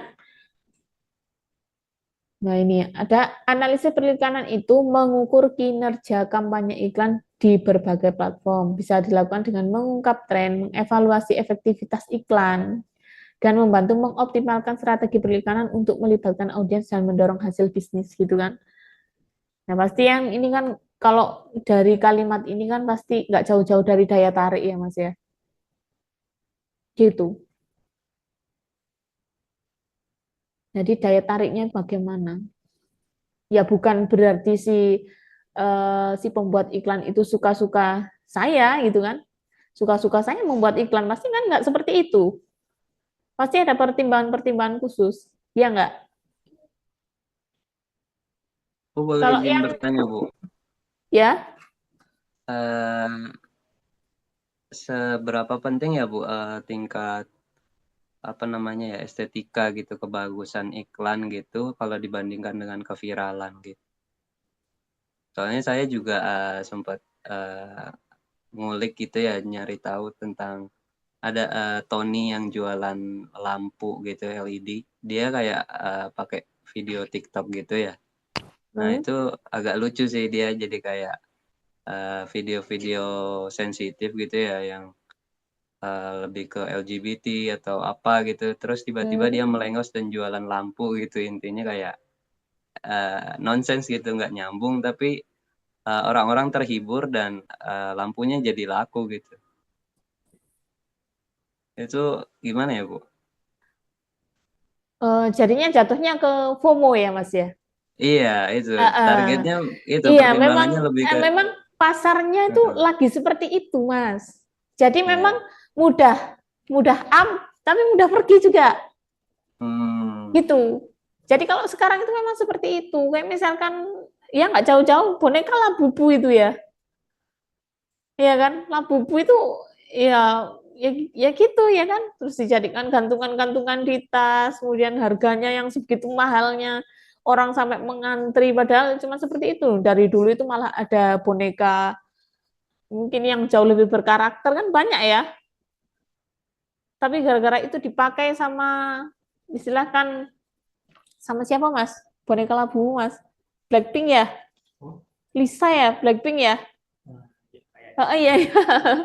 Itu kan mungkin karena memang banyak penggemarnya jadi pakai seperti itu. Jadi sekarang itu memang mudah datang tapi juga mudah pergi. Itu kalau dari Bu Yuyun ini gini ya, hampir sama seperti yang dikatakan. Saya membicarakan tentang selera musik untuk saat ini. Misalkan kalau dulu kan zamannya Bu Yuyun itu kan masih ada Padi, ada Dewa 19, mungkin sekarang juga masih ada. Cuman kenapa lagu-lagu band-band zaman sekarang ini seperti lagu band-band zaman dulu? Dari lagunya, kemudian mungkin juga target pasarnya sekarang karena memang maksudnya targetnya itu suka hal-hal yang seperti itu gitu. Jadi ya sekedar lewat gitu. Apa yang viral diikuti gitu. Nanti kalau sudah ya sudah saja gitu. Kalau Mas Faik sendiri lebih cenderung kemana? Kalau saya sendiri masih di tahap harus mengikuti gaya selingkung perusahaan sih biasanya. Belum di posisi yang kayak gimana arahan saya gitu, bebas gitu, kayak masih harus mengikuti kredibilitasnya, terus kayak perusahaan tuh SOP-nya harus seperti ini, kayak gitu sih. Gitu ya Mas ya. Kalau dari Mas Faik gitu ya. Belum Ya memang seperti itu Mas. Jadi mungkin yang orang-orang yang ranahnya udah tinggi gitu ya. ya betul. Ya dibalikkan lagi kan selera kan ya. Sekarang pasarnya kan seperti itu ya Mas ya. Memang gitu. Bahkan saya juga sebagai penikmat musik juga sedikit kurang lah maksudnya daripada yang sama yang terdahulu itu beda lah. Apalagi iklan gitu kan. Apalagi video-video periklanan misalkan. Cuman gini ya Mas ya, sekarang itu kan banyak konten kreator ya. Jadi konten kreator itu kan dia paling enggak dapat endorsan kemudian kan mengiklankan kan sesuai dengan apa yang biasanya dilakukan oleh konten kreator tersebut. Iya enggak? Nah, kira-kira kalau seperti itu sebagai orang yang memiliki produk, misalkan Mbak Tri Damayanti memiliki produk, kemudian diendorsekan ke seorang yang bisa mengiklankan produk tersebut, Anda memilih yang seperti apa untuk target audiens yang ingin Anda capai? Memilih model endorse yang seperti apa? Endorsement-nya seperti apa? Saya Bu. Kalau pribadi sih saya pengennya tuh yang ya di niche yang sesuai dengan produk saya sih. Tapi kan ada orang yang kayak eh istilahnya tuh kayak apa ya? Ya udah disebar aja gitu kan. Nanti siapa tahu orang yang sebenarnya nggak di target pasarnya tuh lihat tuh jadi kepengen gitu kan. Tapi kalau saya pribadi kayaknya lebih seneng tuh yang kayak misalkan targetnya tuh orang yang suka melukis gitu ya, itu aja gitu. Tapi lebih spesifik gitu loh, nggak yang kayak baru. Jadi kayak marketnya tuh di niche yang udah ada gitu sih. Di target Ya, yang udah spesifik gitu. lebih spesifik ya Mbak ya. Iya kan, jadinya ya macam-macam ya kan. Pilihannya orang kan macam-macam. Kita juga tidak bisa, mungkin juga tergantung dari, kalau sekarang kan jumlah followers ya Mbak ya. Dari minat orang melihat dulu kan. Jadi perminatan untuk melihat dulu itu bagaimana gitu. Jadi orang itu sekarang budayanya adalah scrolling, kemudian melihat. Kalau melihat tertarik, dicermati, ya kan? Kalau nggak dicermati ya udah dilewatin aja, ya kan? Itu kan short-short video kan seperti itu ya. Iklan-iklan dalam short-short video kan seperti itu. Kayaknya sekarang yang efektif sih kayak gitu ya. Karena apa orang-orang tuh kayak spend waktunya di sosmed gitu kan. Terus kayak nggak sengaja FYP-nya ternyata kayak influencer ngevideo biasa tapi sebenarnya tuh kayak iklan gitu. Jadi Iya, tiba-tiba kepingin. betul. Sekarang itu zamannya seperti itu, Mbak. Makanya kan disesuaikan ya. Mm-mm. Karena memang zamannya lagi seperti ini, seperti yang dikatakan sama Mas Faik, ya gimana lagi? Mau senonoh nggak senonoh ya, apa kata mereka gitu kan? Udah nggak peduli lagi, gitu. Ada lagi pertanyaan, Mas, yang di sini ada pertanyaan terkait analisis? Aman ya? Oke. Sebagian dari tugasnya, balik lagi ya ke tugas. Beneran ini sudah nggak ada pertanyaan? Sudah ya. Sebagian dari tugasnya ada yang belum saya baca, tapi sudah ada yang banyak saya baca, gitu ya. Nah, kalian kan belum mempresentasikan tugasnya masing-masing.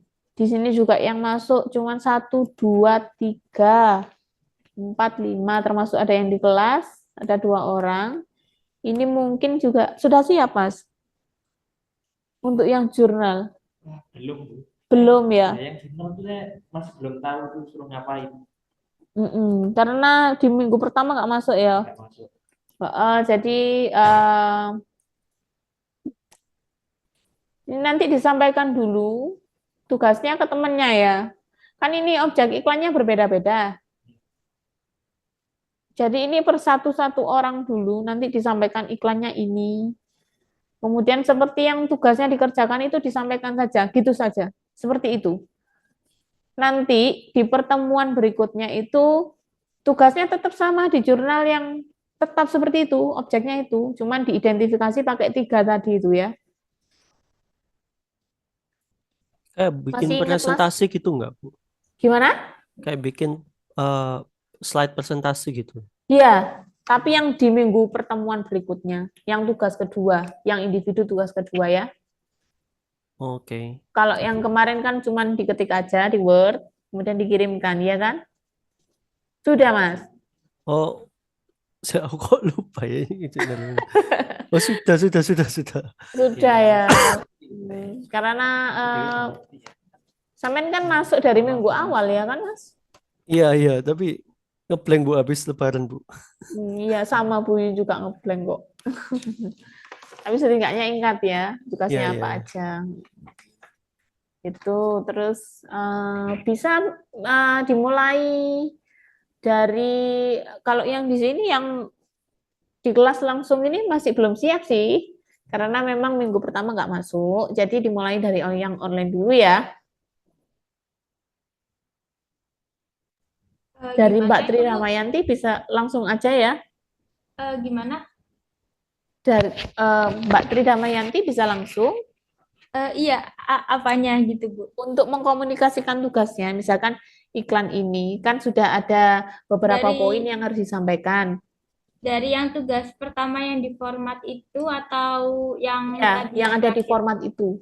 Oh, sebentar tak cari. Nanti dibacakan aja, nanti ada diskusi apa di tugasnya Mbak Tri Damayanti itu kan ada objek nih. Kalau ada objek kan enak ya, untuk pembahasan itu enak gitu loh.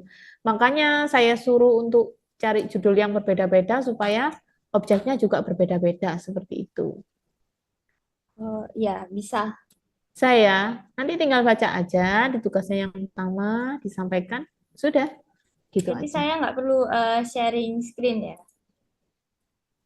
Oh, nggak perlu Mbak, kan cuma tulisan aja, disampaikan aja. Ya, jadi objek penelitian saya itu kemarin iklan Coca-Cola yang Reason to Believe Indonesia di tahun 2012. Iklannya itu sebenarnya menarik sih, karena tuh jatuhnya tuh lebih kayak iklan layanan masyarakat gitu secara pesan, karena dia tuh... Sebentar Mbak, suaranya kurang keras nih. Mana ya caranya ya? Sudah? Halo? Halo? Ya?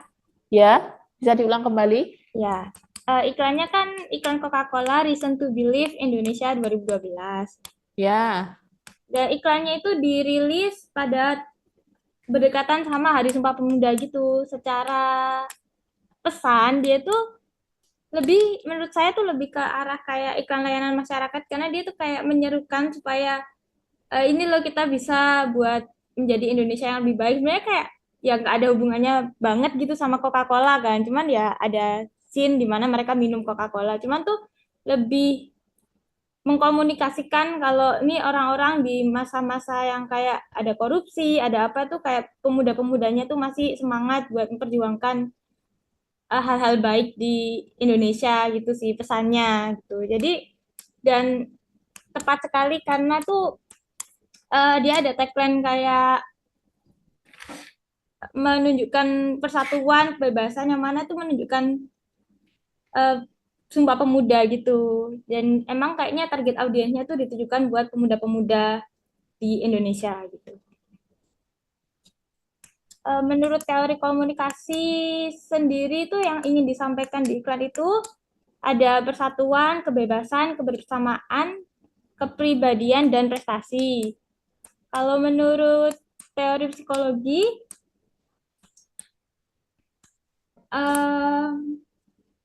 yaitu tadi karena dirilis mendekati Hari Sumpah Pemuda, bisa memberi semangat persatuan dan meningkatkan perjuangan pemuda di Indonesia.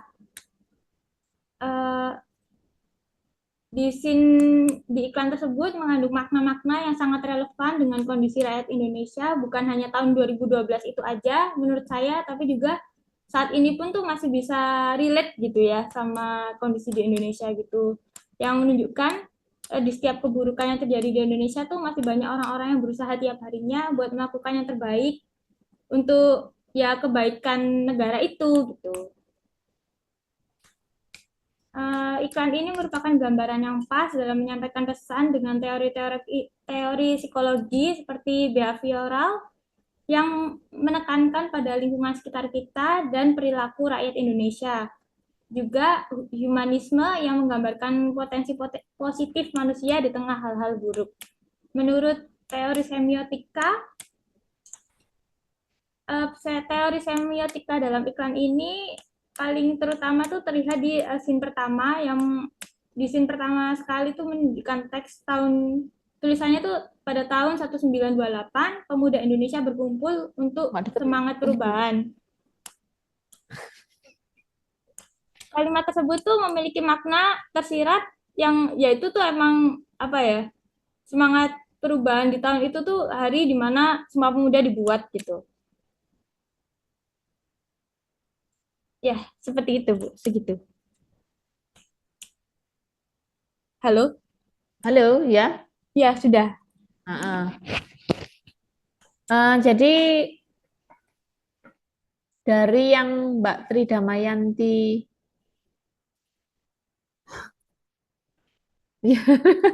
mohon maaf ya, ada gangguan teknis sedikit.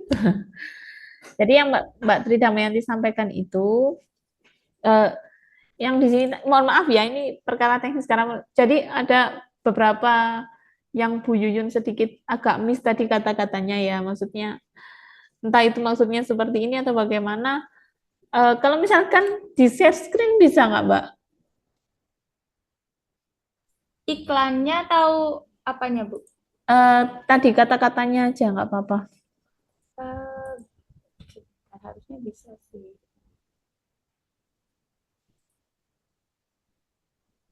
Iklannya dicantumin nggak di situ?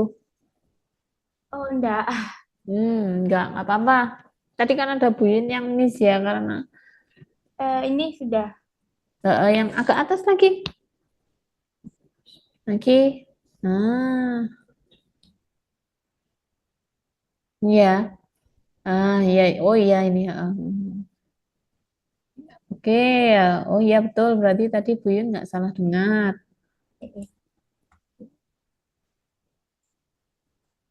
Sudah, Mbak? Stop? Oh, iya. Oke. Jadi seperti itu ya. Ini tepat sekali, maksudnya cara Mbak Tri Damayanti. Karena kan memang jurnal yang sudah ditulis sama orang ya.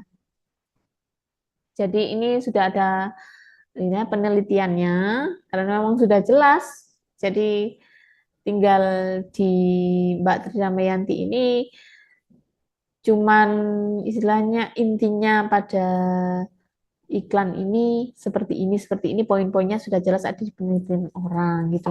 Cuma nanti di tugas berikutnya, jadi untuk analisis iklannya, kan ada 3 nih Mbak. ada tujuan iklan, kemudian ada analisis target audiens yang dijangkau seperti apa di iklan tersebut, kemudian ada evaluasi pesan iklannya, gitu ya. Iya.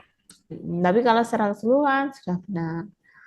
Untuk yang lain, apakah pada waktu proses pengerjaan tugas ini ada kendala atau ada kesulitan? Karena ini poin-poinnya sudah jelas ya.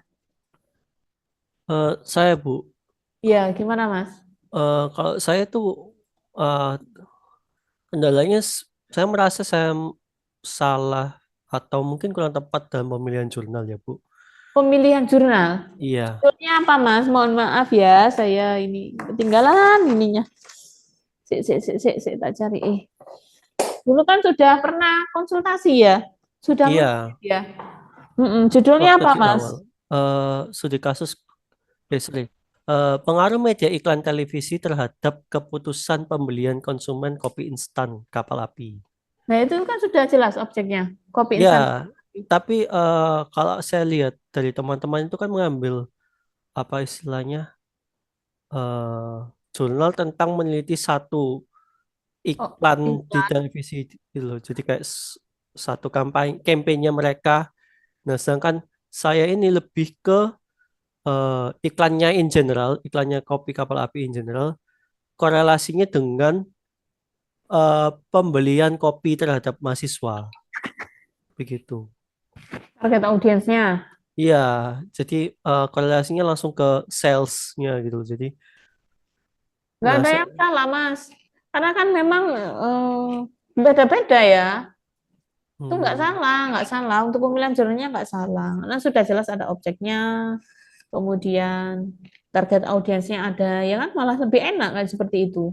Tapi dia tidak di jurnalnya itu tidak apa ya, tidak membahas secara detail tentang iklannya itu apa yang dia teliti. Jadi Pembuatan tentang iklannya itu apa gitu ah. ya iklan apa yang mempengaruhi itu tidak dijelaskan secara detail. Jadi lebih ke ya iklannya in general tentang kapal api udah pernah lihat gak? Terus habis itu gimana? Jadi dia lebih ke apa ya? Mengumpulkan secara apa ya istilahnya?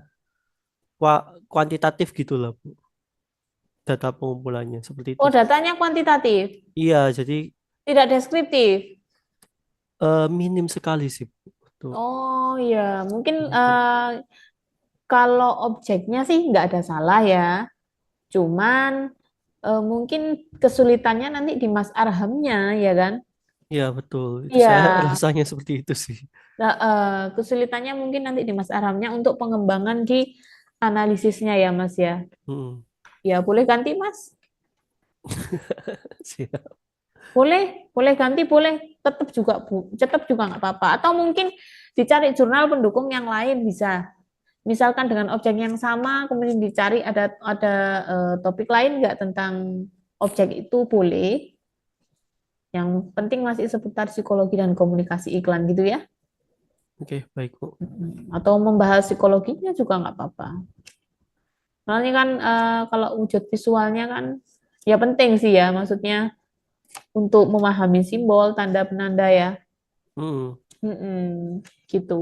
Ya Jadi, dicari aja pendukungnya. Maksudnya kalau misalnya ini difokuskan ke apa sisi psikologinya bagaimana? Tidak ada masalah, mungkin nanti bisa ada pengembangan. Maksudnya di sini kan dari berbagai kasus ya, maksudnya nggak melulu cuman tentang komunikasi iklan, tanda penanda, tapi kan juga ada psikologi, boleh. Makanya kan cari jurnal iklan yang ada topik psikologi dan komunikasi iklannya, gitu.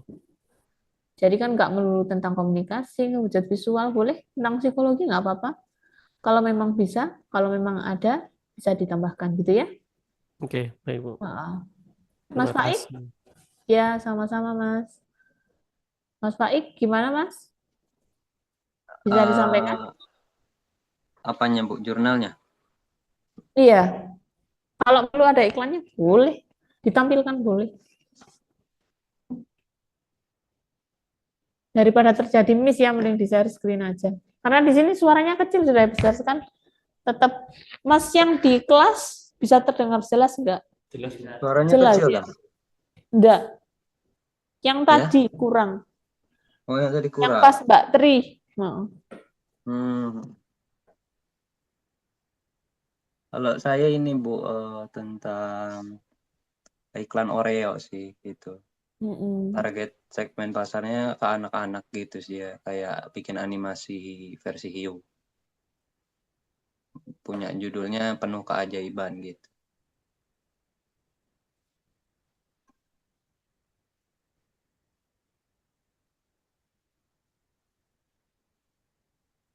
Halo, terdengar ya suaranya ya? Iya, terdengar. Cuman mohon maaf ya Mas, Bu Yuyun ini maksudnya kan nggak terlalu menonton televisi ya. Jadi saya kurang tahu ini, khusus yang ini Oreo. Saya Heeh. lihat dulu ya, sambil saya lihat dulu ya. Saya lihat di jurnalnya itu ada kayak potongan-potongan animasinya gitu ya, gambar-gambar tertentu. Ya, Jadi dijelaskan juga sih. Kalau yang saya simak itu ya di jurnal bawaannya. Coba saya buka dulu. potongan-potongan animasi. Heeh. Ini Heeh. mohon maaf ya Bu, belum bisa share screen. Oh iya, Soalnya nggak apa-apa. tadi mati. Iya, iya. Heeh. Nah, persiapannya kurang ya. Heeh. Oreo apa Mas tadi Mas? Oreo? Iklan Oreo Penuh Keajaiban, Iya, coba saya lihat iklannya ya. versi hiu gitu. Iklan Oreo, heeh. Bu, saya Versi bisa hiu. mewakili share screen. Oh iya, Oh, heeh. boleh, boleh.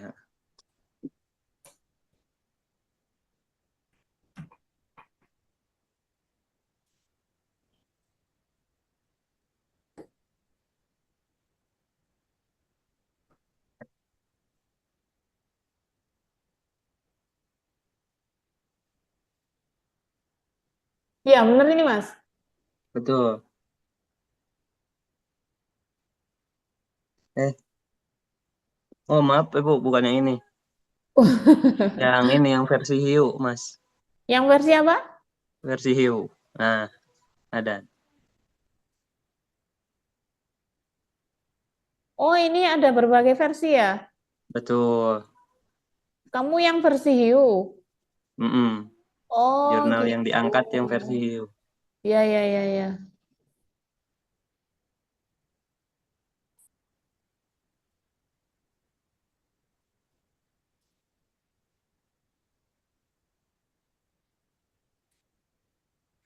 Yang penuh keajaiban ya, Mas ya.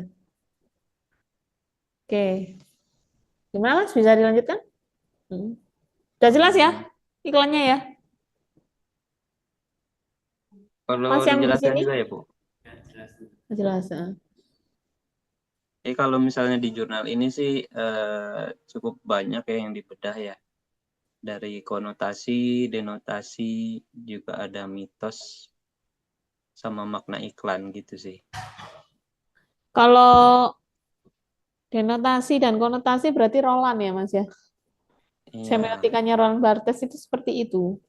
Jadi dia Heeh. menggabungkan konsepnya yang membagi dua semiotika itu tadi, jadi denotatif dan Jadi kayak konotatif. let's say yang denotasi itu yang diceritakan oleh penulis jurnal ini tuh dari ekspresi dari yang ada anjing laut tadi ya, awalnya ketakutan, ketika dikasih Oreo gitu dia mulai tersenyum kayak gitu sih. Mas, kalau kan Bu Yuyun belum melihat semua ya, yang penuh keajaiban ada versi hiu, kemudian ada versi apa lagi ya, Mas? Banyak sih itu. Jadi Banyak ya. Itu semua banyak. tentang potongan animasi ya. Iya, dia cuman animasi singkat sih, cuman 30 detikan gitu ya. Oh iya iya ya, oke oke, terima kasih. Heeh. Dilanjutkan lagi, Mas.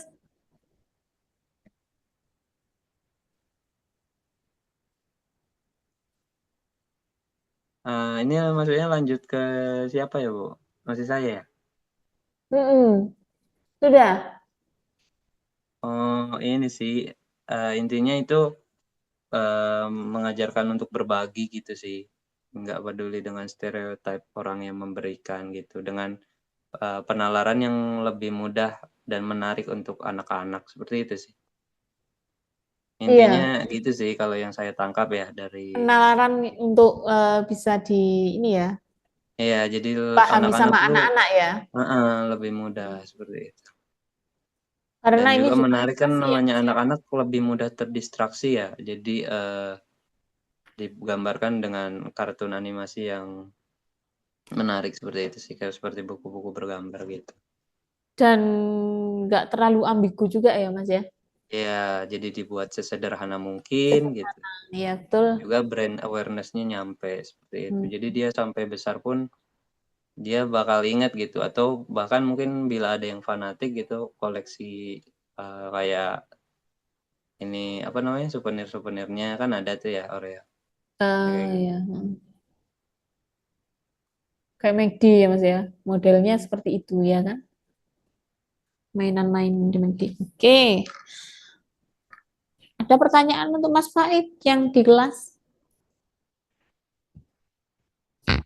Kalian pernah berinteraksi enggak satu sama lain ini? Kalau saya sudah sama Mas Faik. Sudah pernah bertemu langsung? Kalau bertemu langsung belum, Oh, gitu. tapi sempat satu kelompok. Kelompok apa? Di mata kuliah apa? Apa itu? Lupa saya kata. Kalau Bu Yuyun ini kan belum pernah memberikan tugas berkelompok ya. Nah, kalau menurut kalian tugas berkelompok ini sulit nggak untuk tugas berkelompok? Untuk secara ini efisiensi misalkan pengerjaan, kemudian waktu dan sebagainya. Lebih susah ya, mending individu ya. Iya, kalau saya begitu. Untuk yang Oke. online sih menurut saya lebih cocok individu sih Bu. Iya, Soalnya ya miskomnya agak sulit juga itu. Makanya dulu kan Bu Yun juga seperti ini, maksudnya ada di kelas, ada ini, nggak pernah memberikan tugas kelompok karena ya itu tadi. Iya. Maksudnya cuman kan dulu kalau Bu Yun itu memberikan kesempatan untuk yang online bisa datang ke kelas gitu Bu. Jadi ada beberapa orang yang memang datang kemudian berkenalan sama yang ada di dalam kelas gitu. Cuman kalau sekarang mungkin kayaknya enggak. Kalau Mas Faik ini asalnya dari mana Mas? Kalau asli sebenarnya saya orang kelahiran Jember, cuman sudah lama tinggal menetap di Sukabumi, Jawa Barat, seperti itu. Sekarang ada di Sukabumi. Iya, ada di Jawa Barat. Kemarin sempat mudik sih, alhamdulillah. Baru nyampe itu mungkin 5 hari lalu. Oh, seperti itu. Oke, oke. Kalau Muhammad Arham, Mas Muhammad Arham, dari mana, Mas? Saya Sidoarjo, Bu. Sidoarjo. Iya, Sekarang stay di Sidoarjo. iya, Bu. Oh, gitu. Ini semua yang di sini bekerja, yang online. Iya, saya bekerja, Bu. Bekerja di mana, Mas? Ya? Bekerja di mana? Mohon maaf. Oh, ini Bu, apa di bidang apa smart home gitu, Bu. Apa? Smart home. Smart home. Iya, Gimana itu, Mas, smart home? kayak apa ganggang pintu yang bisa menggunakan Oh, iya, iya, iya. terus Paham maksudnya, Bu Yun. ya, tapi saya graphic desainnya. Oh, grafik desainnya. Iya, Oh, betul. sebagai grafik designer. Betul, Bu. Kalau Mas Faik juga bekerja? Untuk saat ini di freelance aja sih. Mbak Tri Damayanti asalnya dari mana? Saya aslinya Malang, cuman sekarang di Bali. Bali? Bekerja juga? Iya. Oke. Kalau Mas-masnya yang di sini? Saya dari Blitar. Blitar? Iya. Di sini? Iya. Enggak, maksudnya pindah ke sini atau gimana? Ya, ngekos di sini. Ngekos? Iya. Berarti Ramadan kemarin balik ke Blitar ya? Iya. Mm-mm. Terus Mas yang satunya? Saya Batu asli, tetap sudah di Batu. Batunya mana? Datang saya tetap di Beji. Iya. Bejinya mana? Di Ngeplak. Saya tahunya baju sekolahan, Mas. Oh, bagi sekolah. Heeh. Agak turun dikit. Kan Oh, sebelum hotel Singasari. duh, itu sawahan ya? Sawang itu kanan jalannya. Kalau saya sebelum main hotel kiri jalan. Berarti atasnya Singasari ya? Sebelumnya. Sebelumnya. Oh, gitu. Begitu. Sampean tahu harum manis, Mas? Rumahnya siapa? Harum manis. Oh, harum manis. Oleh-oleh. Ya, Tahu? Itu saudara saya itu. yang pemiliknya. Iya, tuh. Makanya kan tahu ya. Tapi ya cuma situ-situ aja. Tuh. Oke, itu tadi sekedar berkenalan ya. Maksudnya karena sepi kelasnya mau bahas apa lagi gitu ya. Bu Yuyun juga bingung nanti kalau saya misalkan bisa aja saya menambahkan teorinya di sini, tapi nanti habis di pertemuan ke-7 nggak membahas apa-apa lagi gitu ya. Ada yang mau ditanyakan atau dibahas? Nggak ada? Atau sudah pengen diakhiri aja gitu? Mungkin ini Ya. sih Bu, pingin dapet tips dan triks mungkin boleh disematkan di pertemuan berikutnya gitu buat gimana sih bikin iklan yang lebih efektif gitu, yang lebih bagus untuk mencapai target marketing juga gitu. Tips dan trik. Heeh. Oke, Yang ya. sesuai dengan ini teori komunikasinya gitu. Biar kita Jadi lebih oke gitu pembuatan tips dan iklannya. triknya gitu ya. Oke. Dengan contoh mungkin lebih gampang ya, Mas ya. Itu Enggak saya ya? serahkan ke Ibu aja mungkin yang lebih paham dengan teorinya gitu sih. Ya, bisa. Terus ada lagi, Mas yang mau tanya tadi apa? Mau nanya terkait tugas yang Pertama. Yang jurnal itu nggak harus berupa teks. Nggak berupa apa? Nggak berupa teks jurnal. Kalau jurnal itu kan pasti ada teksnya ya, Mas ya. Cuman pasti yang jelas itu ada objeknya iklan. Cuman topiknya tentang psikologi dan komunikasi gitu. Jadi kita menganalisis iklannya. Penganalisis iklannya. Tapi gini Mas, kan tadi saya minta Mbak Tri Damayanti untuk share screen ya. Cerita share screen itu nanti isinya itu ya tetap seperti di jurnal itu. Cuman kan poin-poinnya ada sendiri. Nanti tinggal masukkan aja. Betul. Belum ya? Belum dapat itu ya? Iya, karena yang di sini kan kalau yang online kan diupload di e-learning. Kalau sampean belum ya? Sik, Mas, tak catatin aja ya. Tak catatkan aja. Ntar di sini ada materi. Sampean sudah cari ya, Mas? Ini judulnya untuk jurnalnya sudah cari? Jurnal sih belum. Kalau iklan ada. Jurnalnya belum nemu tapi iklannya sudah. Iya.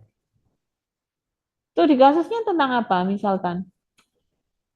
Iklannya itu sih Iklannya apa? iklan video promosi Tokopedia. Yang tadi itu ya. Video promosi Tokopedia. Itu mau kamu analisis sendiri gitu maksudnya. Itu nanti di pertemuan yang tugas kedua soalnya yang dianalisis sendiri. Berarti Yang pertama masih dimasukkan ada nanti formatnya saya kirimkan gitu aja gimana. Gitu aja ya. Biar nanti lebih paham nanti carinya kasusnya yang bagaimana dengan kan banyak yang mau Stockpad ya kayaknya. Iya. Ya nanti disesuaikan aja ya. Pokoknya yang mengandung topiknya psikologi dan komunikasi iklan gitu. Oke, untuk sekedar bercerita aja ya. Maksudnya kita kan di sini juga membagi pengalaman, terutama yang sudah bekerja misalkan di bidang graphic designer atau mungkin juga di bidang periklanan mungkin. Tadi kan Mas Faik itu kan menyarankan untuk bagaimana sih membuat sebuah iklan yang misalnya yang baik itu bagaimana. Karena kan saya katakan di sini kan kayak efektifan itu kan susah ya untuk dicapai. Kalau misalkan ada istilahnya si pemberi pesan dan penerima ini tidak satu persepsi gitu ya. Kan maksudnya orang yang melihat iklan itu tidak hanya satu dua orang saja, itu kan banyak sekali. Jadi mungkin nanti bisa di-share-kan pengalaman kalian yang sudah yang sudah pernah membuat iklan. Dengan ide seperti ini, bagaimana audiensnya gitu ya. Karena ada beberapa yang sudah pernah saya tanya ini tuh dia sudah pernah membuat iklan ya di billboard juga ya kan.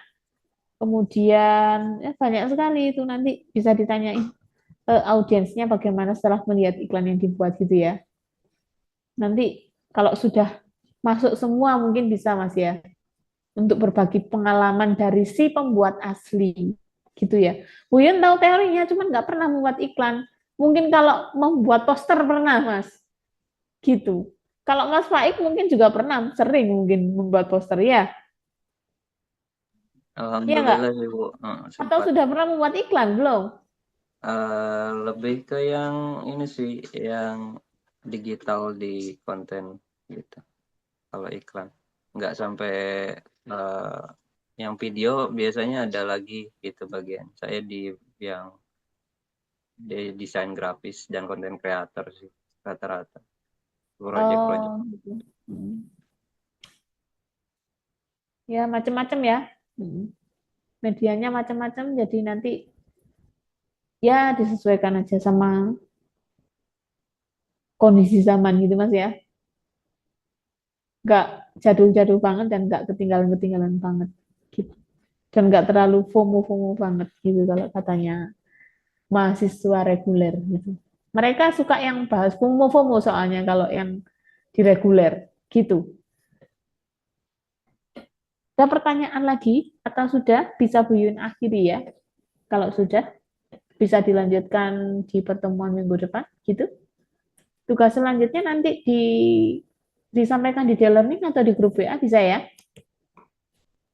Untuk 3 analisis dari iklan atau objek yang sama yang sudah dicari. Gitu ya Mas ya? Dan Mbak? Formatnya berarti apa, Bu? Formatnya berbeda lagi. Cuma nanti iklannya sama tetap, objeknya sama. Cuma nanti ini loh Mbak, coba tadi ya, kan tadi ada PowerPoint yang di slide Iya. ke berapa tadi? Ke-8 kalau nggak salah. Iya, Itu. Bu. Maksudnya kita diketik aja atau PPT atau Oh, itu ya. Karena berhubung harus dipresentasikan, jadi yang ini PPT ya Mbak ya. ya, makasih. Ini juga apa namanya? Misalkan ada suara-suara yang nggak jelas, misalkan ada kendala, nanti kan bisa dibaca gitu ya. Kayak yang tadi itu juga ada sedikit miss yang mungkin Buin nggak tahu, jadi mau nggak mau harus share screen gitu. Iya. Itu aja ya. Ya, 3 slide, 4 slide cukup lah. Nggak usah sampai 10, 12, 13, nggak perlu banyak-banyak. 2, 3 cukup. Atau mungkin berupa PDF boleh. Ya, suka-suka lah. Nanti bisa dilihat di sini ya. Untuk bagian penting yang harus dianalisis dalam iklan itu ada 3 itu. Identifikasi tujuan iklannya apa, kemudian analisis target audiens yang dijangkau, kemudian evaluasi pesan iklannya bagaimana gitu.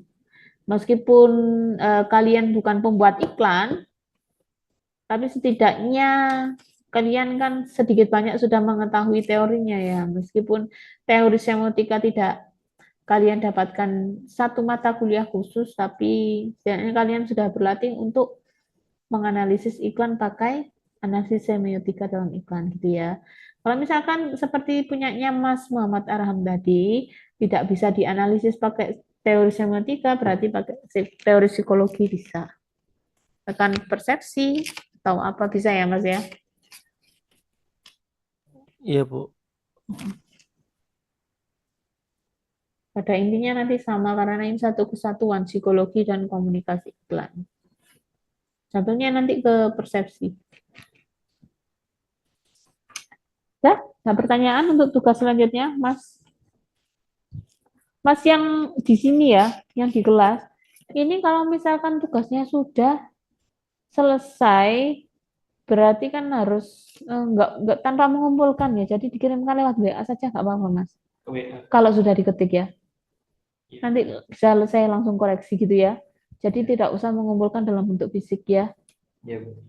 Oke. Baik, terima kasih. Bisa Bu Yun akhiri dulu ya. Baik, selamat malam, selamat beristirahat. Bu Yun akhiri dulu kuliah hari ini. Terima kasih atas perhatian dan interaksinya yang sangat cukup aktif ya, karena memang cuma sedikit mungkin ya.